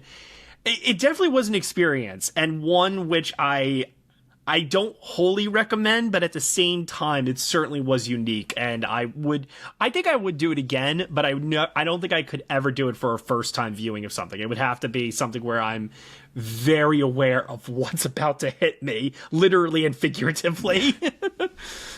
Yeah. The line of dialogue early on where Odysseus says that hunting is nothing but fighting with stealth, really, really like that line. And I feel like it's really important thematically to Odysseus's journey. And like that last scene that when he's attacking the suitors, he's essentially hunting them in a very small enclosed space. Like, and he has his arrow too, like to emphasize that he is hunting them. He is essentially, like Brendan was talking about, the moral complexity of this scene. He is almost fighting them without honor. He has removed everything that they could possibly have to defend themselves with, and is just slaughtering them. Not unlike what he did in Troy. Well, to be fair too, they've done that to themselves. Indeed. And that's what I'm saying, like the moral complexity of this story. So much of what is great about this comes directly from Homer, but I feel like there's equal as much how Nolan adapts it that works really, really well here. There is also a line that Penelope has where she's talking about, she says to Telemachus, look at this great house. And she has something that is essentially like a structure is nothing without a person's presence in it to give it meaning. And I really like how that is a version of like, we should not worship symbols. We should worship actual people. And I think that's important to what he's saying in this movie. Ludwig Göransson, what the fuck?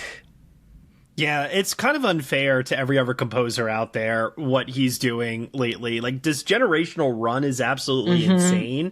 And I will admit, because I've been re-listening to the score now a couple of times, there are certain tracks that are just simply horror, tension, noise, not a pleasant listen. Effective in the movie, but not something that I want to listen to on my own. However, there are like 7 or 8 tracks that are like all-timer, amazing, so emotionally powerful. Yeah. The theme that he comes up with for for Olympus, for Odysseus and Penelope, that just like the woodwinds when they have that first scene together, the two of them, the flashback to before he leaves, it sounds so much like classical Hollywood. And then there is so much else that he's doing. When those like very 80s synths come in when they first land on the shores of Hades, I ascended in the theater like when that electric guitar kicked in the Eclipse and Testament of Anne Lee. Like it was just that this is so unexpected and sounds so unlike what you've been doing, yet it's so perfect. And I am just in awe of him. The music in this is all amazing. The way he dials tension up unbearably in the scene of the sacking of Troy with the drums that keep going, but then there's also it sounds like a freaking recorder, just increasing in intensity and speed and the volume. It's a generational one, and like you said, like this and Sinners and Oppenheimer, and even going back to Black Panther, they all sound so different from each other. The man is just making these soundscapes that are unlike anything I've heard before. And whatever he does, I'm here for it. I'm absolutely here for it.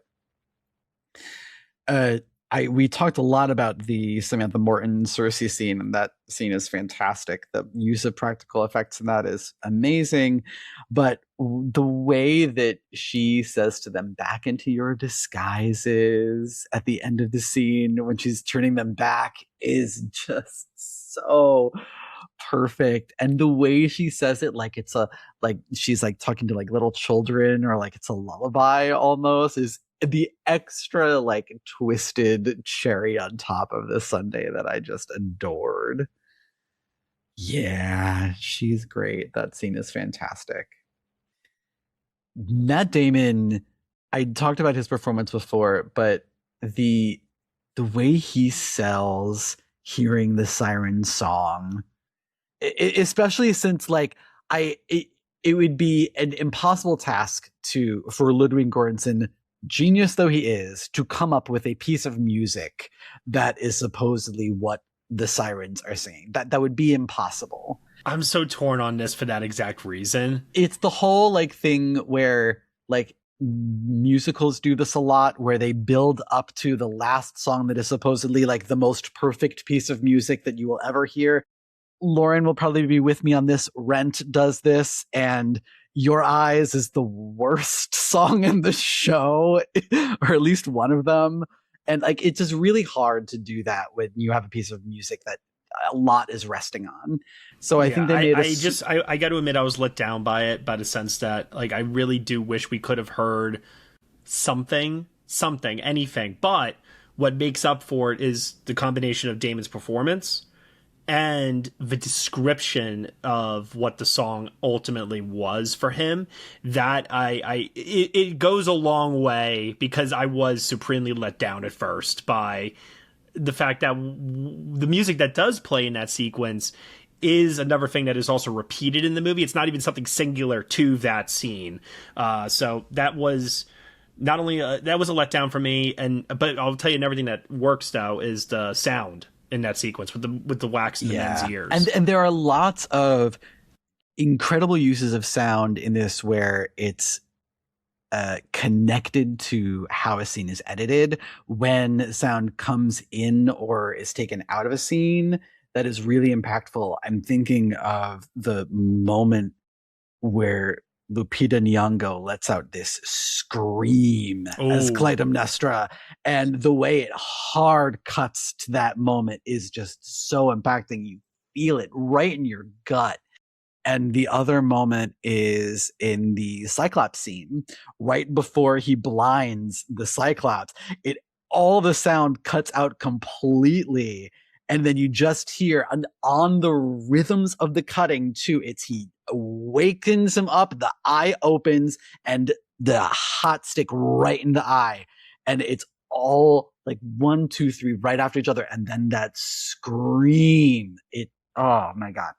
There's the sound design of this movie is just really impactful and absolutely incredible. Another moment that is split the difference between sound and score a little bit, but when they are leaving Hades, and how their fallen comrades that they were left behind are singing kind of on the shore, but it's really atonal and not exactly singing and not pretty, but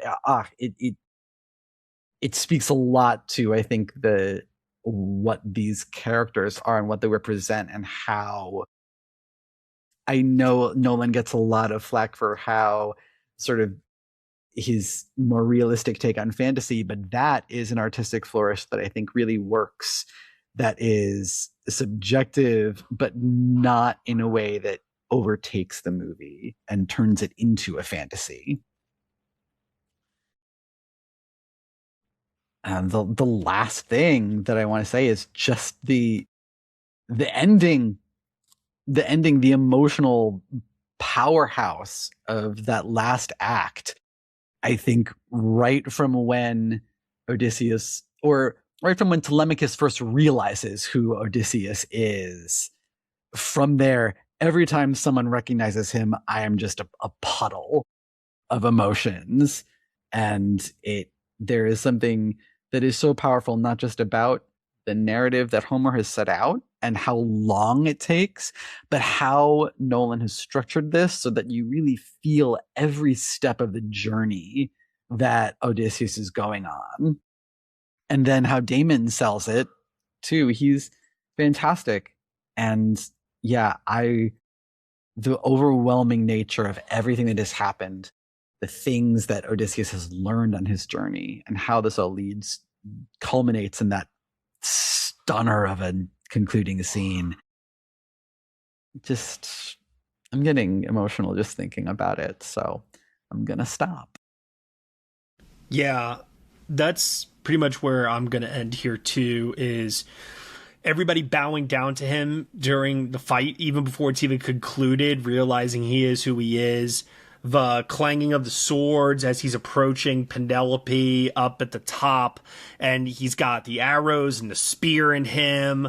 He's got the throat slit, and you think he's gonna die in that moment. And I thought this was going to also like be a moment where we get the teary monologue from Anne Hathaway, and I was ready to cry right then and there with Odysseus possibly dying. They fake you out for a total of 5 seconds before it cuts to, oh, no. He's actually on the ship with Penelope. Telemachus is going to be king. They're not at a funeral procession. Like, I was a little like, okay, Nolan, like you had me there, but you only had me for like 5 seconds. And I think it's something that you were talking about earlier, Brandon, where these moments could have lingered a little bit longer for more impact, but they seem to be a little rushed as a result. But I think Ludwig's score during that moment, it's been said before, Nolan knows how to end his movies. All of his endings, whether it's the final shot, the final moment, what it means thematically, this guy just knows how to end a film. And he also knows that if he nails the ending to a movie, if he lands the plane, it'll go a long way towards the rest of the film and maybe even making you forget other flaws or things. And that's where I found myself with this movie, was for all the flaws and for all the things where I was like, could have done this, could have done that. I think it would have been better with this, yada, yada, yada. I still was left with so much emotional power, and I was thinking about this movie in a deeper thematic sense, more than I ever thought possible. I mean, this podcast is evidence of that here. We have a lot of thoughts. I wrote over 5,000 words on this movie because I had so much on my mind. This film is one that, in terms of a Nolan ranking, I think is a little hard to place, because I can see a world where a lot of people would put it near the top. I'm not one of those people. I do prefer the more scaled back and less fantastical, less action set piece heavy style of something like Memento, Oppenheimer, The Prestige.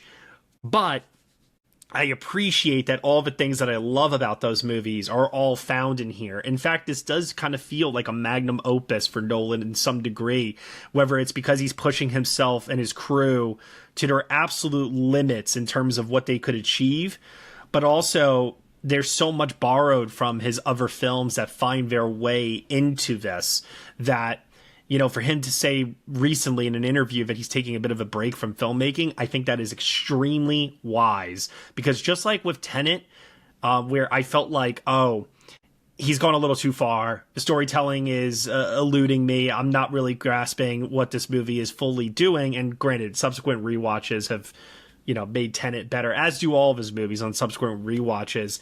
Oppenheimer was the exact movie I felt like he needed following Tenet.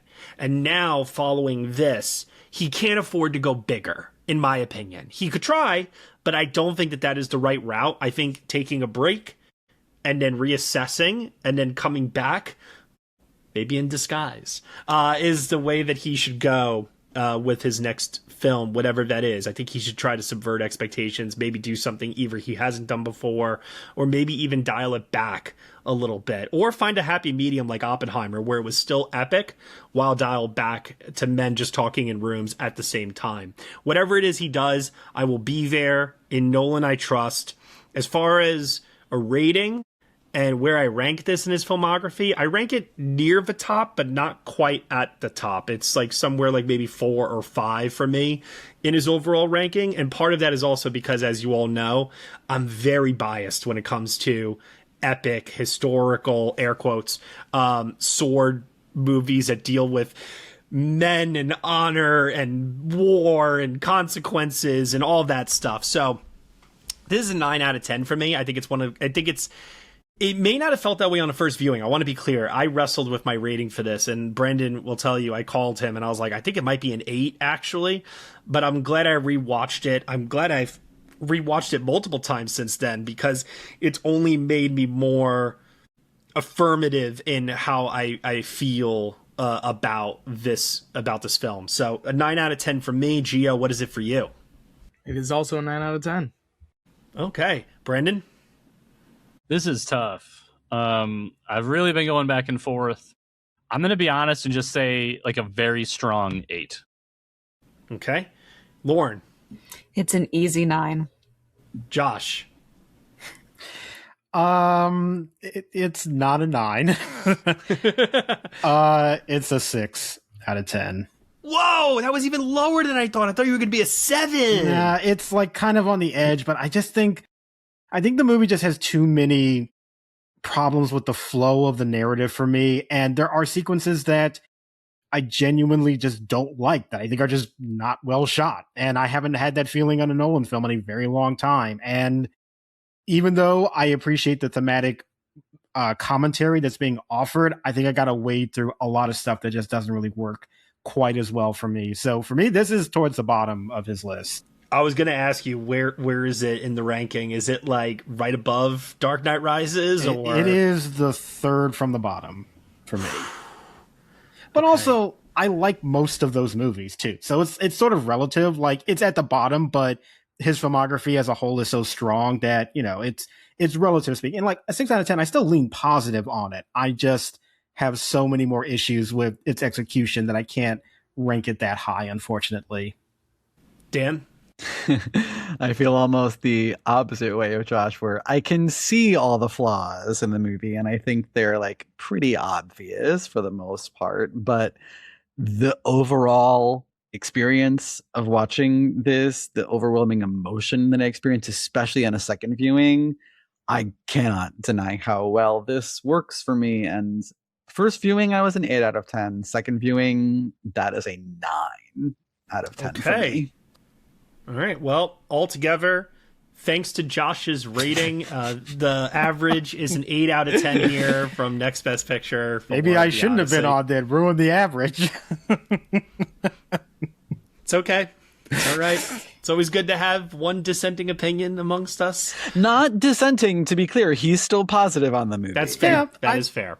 There's a lot in it that does work. It's just there's a lot that didn't as well for me. The question now on everyone's minds, as we often discuss here at Next Best Picture, is will the Academy of Motion Picture Arts and Sciences feel the same way? Clearly not.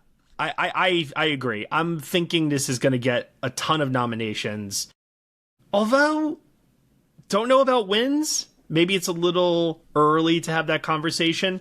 The grand thesis that I've been getting from everybody is that right now this is the front runner in multiple categories. Right now, we are still before the fall film festivals. We are still before a lot of other releases that could challenge this and maybe end up putting it in a situation where it gets, say, I'm just going to throw a number out there, 10 nominations like Killers of the Flower Moon, and maybe it goes 0 for 10 on Oscar night. What I would like to do is this, I think we're all in agreement that certain things are going to just be part of the conversation, gonna be probably nominated. You know, it's like costumes, production design, cinematography, score, sound, editing, all the crafts. Production design, all the crafts. Yeah. Right? The one craft or two of them that I'm gonna question here, visual effects and makeup and hairstyling. Do you think that the visual effects, I know that there are obviously more in here than there have been in some other Nolan films as of late, but I'm just really curious if you think that those still make it in. I do, and I think it's because there's enough of that sort of like subtle visual effects work, but still like keeps you immersed in the movie. It doesn't break it. The things that are not so great about the visual effects. Scylla mostly kind of pale in comparison to just the like the whirlpool of Charybdis, the practical fire and the sacking of Troy, even the pigs on Circe's island, which are like, it's rather obvious that they're, how they shot that most of the time is just, the people crouching down and moving so you can barely see, but it looks really, really believable. And the way that she is like manipulating their faces to turn them into pigs is so much there's fun. One point where like her whole arm goes into someone's mouth. I'm like, well, you can't do that practically, Nolan. I'm sorry. It looks spectacular, and I think the moments where it's good, I feel like, are more memorable than the moments when it's not. When it comes to that category, I never think about, can I make it into the 5? I'm always like, can I make it to the bake-off? So if it gets enough votes for them to get in front of an audience and talk about what they did and how they did it, I think they're in. So I think this has enough to get to the bake-off, and then the artists are going to do what they do best and showcase it. And when you show the voters, the amount of skill and to make those small things really memorable where you don't even see it, that's where the votes will come. To Lauren's point, they're going to have to emphasize the tiny things that you don't see, and they have to avoid the Oppenheimer route where they're like, guys, all practical, no VFX, because they clearly do not like hearing that. They want you to flaunt the work you did. So if they go, so apparently like the whole whirlpool is they had jet skis, and they would just circle the jet skis to get it and then leave. And I'm assuming that is also clearly touched up with visual effects. So if they talk about a eager meshing compared to like emphasizing like, well, Bo was just on set and we just, besides perspective, like they're going to have to play up the like, guys, Nolan really loved the visual effects this time. He went all in, look, monsters. So that's what it's going to have to be. But the thing is, though, even if they do that, like, it still can miss, frankly. I think that's still because are the visual effects really that impressive? I mean, I think their blend with the practical is impressive, but like Scylla is a great example of like, is that really an impressive CGI moment in the movie? No, not really. I've seen it done and other before. Stuff. I've seen it done better. But then again, like that's one scene. Sure, but if it's a competitive year where you have Godzilla Minus Zero, Project a couple Hail of Mary, MCU films, Project Hail Mary, Dune. There's a bunch of stuff. I just think the thing is, if Oppenheimer, I'm sorry, the Odyssey, I'm still in the Oppie brain. It's, frankly, overperforming critically than what I personally expected for, and I thought it was going to be good.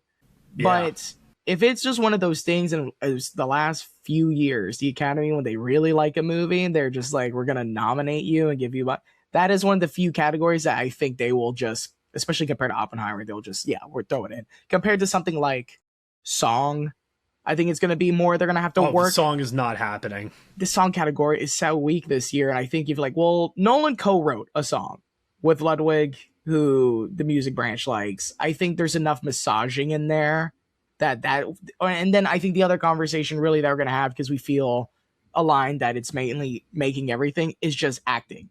In terms of, do you think it's only like one performance?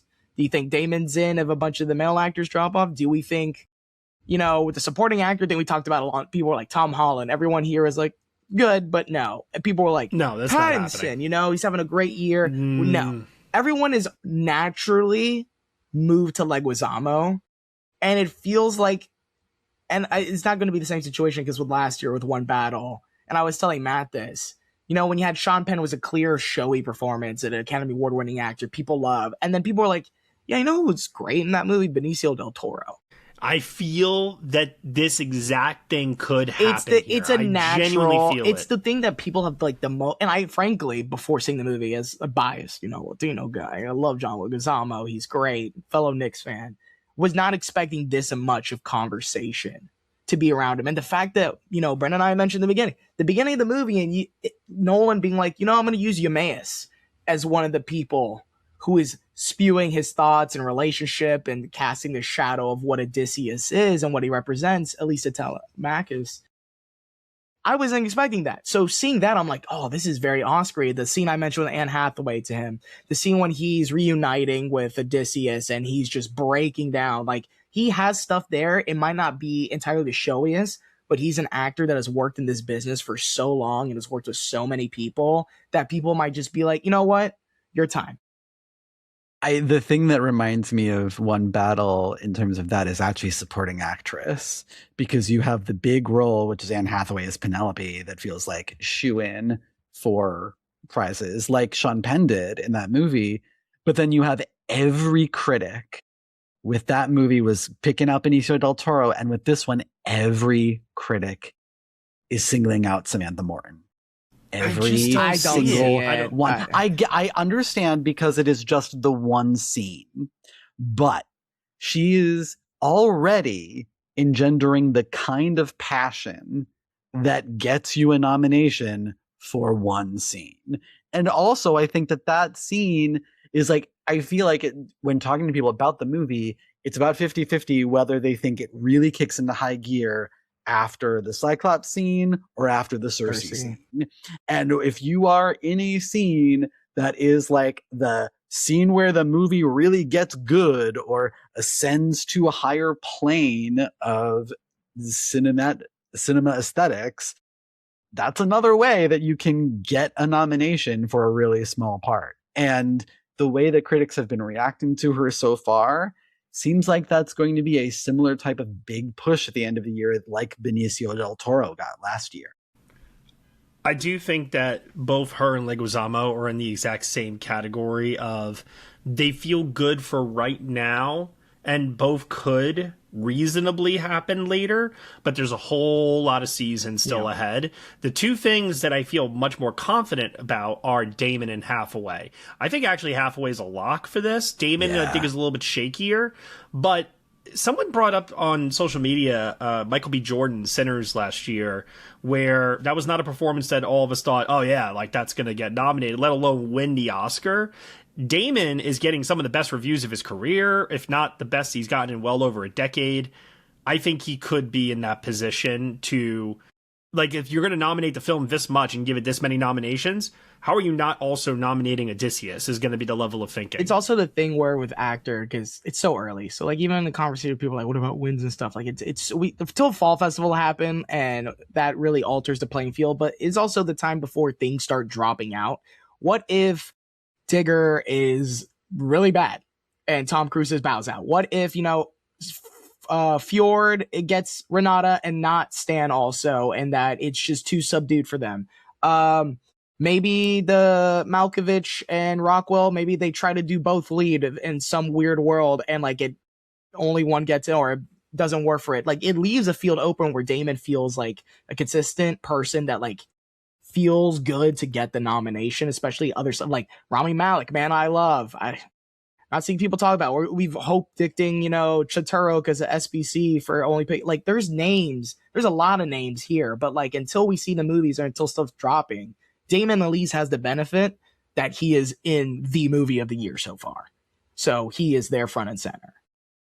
I don't believe Pattinson is happening. Mm-hmm. I just don't think there's enough there. Like I said, the crafts are not a concern, and I think everyone agrees this is getting in for Best Picture. Yeah. Likely he'll get in for adapted screenplay because of the feat of adapting this material, and then casting. I think it's going to get a casting nomination, maybe even as an FU to all the people who complained about the casting. Yeah. So the real question, if we're going to just talk wins and nominations, the final question is, can he do it again? Can he win picture, director, or one or the other even, I'll go so far as to say? Can, yes. Will is another question. And obviously we're speaking about this from the vantage point of July. We still have 6 more months to go for the year. Like anything could happen. But I think whether or not people are loving the movie to the same level that they did Oppenheimer, I think everyone agrees that this is a massive feat. And it is going to be one of, if not the biggest box office success stories of the year. I mean, it's already grossing potentially more than the Michael Jackson biopic did in its opening weekend, yeah. which is insane. So because it's like, the fucking Odyssey, it's an ancient Greek poem and people are turning out in droves. That's just not something that happens. And it's not something that any filmmaker can make happen. So that's why, especially right now, I have them as a lock for a director nomination as well. Oh, yeah. Yeah. Nomination, I think, is happening. I think at this point, if we're getting into the whole what happens conversation possibility, I feel like it's more likely that he wins director again before he wins picture. I think the only I think it would be very similar to The Revenant in that regard. The Afterglow win, Iñárritu. especially being like, look, I filmed in 6 different countries. I'm putting places that have never been showed on film before, the scale of it. New IMAX technology. I did it within 2 years of winning Best exactly. Picture. It makes sense for that. They do repeat directors all the time. And then the only film we've really talked about this year that's been seen, Matt saw it, who else would do it for, is La Bola Negra. Could be like, if that movie wins and Netflix does it, and it's a movie that not an epic, but is this large scaping thing a la like The Brutalist and these different time periods, and could be something that wins picture and Nolan wins director, have a split. It's so early. Worst case, things fall apart. Like, what if Dune does it? Like, I'm still skeptical. Like, I have to see Denny get in the lineup, frankly, before I even buy into it anymore, because I've done it twice. Josh has warned me every time. I've been burned. I've learned my lesson. As much as it looks different and we're excited. And like, what if Wild Horse 9 isn't all that? Like, it's this thing that like maybe it's not as definitive with Oppenheimer, because Oppenheimer was frankly just, it's Nolan's time. And it felt very much like a unanimous thing, like it was done. Yeah, so just to say quickly, my contribution to the Oscar conversation would be, I hinted at this to Matt before I even saw it, but to me, the issue of the Oscars for this movie is not necessarily Birdman and The Revenant, but Spielberg with Schindler's List and then Saving Private Ryan. Now, he did make Lost World and Amistad in between, but I think a difference is that when Iñárritu won, it wasn't seen as this criminally overdue award. It was more like, oh, he's done consistently good work. He finally made this movie that was super accessible, super Hollywood. It really spoke to the actors branch. And then he made this impossible achievement right after. Nolan's win for Oppenheimer was very similar to Spielberg's win for Schindler's List, where it was like, oh, this guy who the Academy famously did not like finally won. He finally made a movie deserving enough to do it. And then he marshaled those resources to make this new epic that only he could make. And again, it's not a 1-to-1 because of Amistad and Lost World and everything, but no one except Steven Spielberg could have made Saving Private Ryan the way he made it. It's the same exact thing with Nolan and the Odyssey. And so I think the director's win is the one to watch out for the most. Part of me just thinks, though, that like, I don't think the Academy has gotten to nearly the point where they're like, oh my God, Christopher Nolan. One quick point, though, and then I'll shut up about it. I wonder if there's a psychological mechanism that's going to happen where Nolan's cachet in the industry is actually being risen quite a bit outside of the camera work that he does, or outside of the filmmaking that he does, as the president of the DGA. And I wonder if the perception that he's protecting and helping the industry in a serious way in conjunction with his work on the Odyssey might really help him as well. My gut tells me this movie is not going to go home with really that many Oscars. Maybe some tech stuff. As Gio said, it depends on a heck of a lot. But I think that we can't discount the fact that I'm not sure the Academy has like hoisted him up on a pedestal yet. His cachet in the industry is very high, and we should pay attention to that and how that might help his campaigning and the perception of the Odyssey. The whole thing about this movie being like handcrafted and his noted love for practical filmmaking at all costs, I think, given what we're seeing in the world about AI and the creative engine behind art right now, I think the real people from the sea. Yeah, exactly. Like there is something there that I don't think should be discounted with this movie as the year goes on and we get closer, where like this this is a massive undertaking and the kind of movie that a lot of people would say, maybe should it be made, that it should be made with AI because it would be so much cheaper and it'll look so much better and blah, blah, blah. And yet here we are where a filmmaker got all the resources and was able to do this previously unthinkable film practically, and it looks spectacular. I mean, that's not nothing. There's even a world where he wins director, and that's the film's only win. Yeah. Like Power of the Dog. I could see that also taking place if Dune is a huge success, La Bola Negra lands. There's also stuff to remember that we don't see coming. We haven't gotten the lineups for the fall film festivals yet. There's still stuff that could surprise. So there's a long season ahead, but right now, in this moment, expect a lot of nominations. It's definitely the front runner in a lot of categories, and we'll just see where the rest of the season goes from here. With that said, that is the end of our epic review of the Odyssey here on the Next Best Picture podcast. Giovanni Lago, tell everyone that's listening where they can find you on the internet. Find me on Twitter at the Giovanni Lago. Josh Parham. You can find me on Twitter, Blue Sky, and Letterboxd at JR Parham. Lauren LaMagna. You guys can find me on the Twitter at Lauren LaMango and Letterboxd at Lauren LaMagna. Dan Bear. You can find me on Twitter at Dancin' Dan on Film, on Letterboxd and Blue Sky at Dancin' Dan. Brendan Hodges. You can find me on Twitter, Blue Sky, and Letterboxd at Metaplex Movies, or just by searching Brendan Hodges. And you can find me at Next Best Picture. Thank you so much, everyone, for listening to our review of the Odyssey here on the Next Best Picture podcast. We are proud to be part of the Evergreen Podcast Network, and you can subscribe to us anywhere where you subscribe to podcasts. Be sure to leave us a review on Apple Podcasts. Let us know what you think of the show. Rate us 5 stars if you can. Like, subscribe to the channel. Do everything you can to help spread the word. We really do appreciate your feedback and your support, which you can also lend on over at Patreon. For $1 minimum a month, you'll get exclusive podcast content from us, including ad-free episodes. Thank you all once again for listening, as always, and we will see you all next time.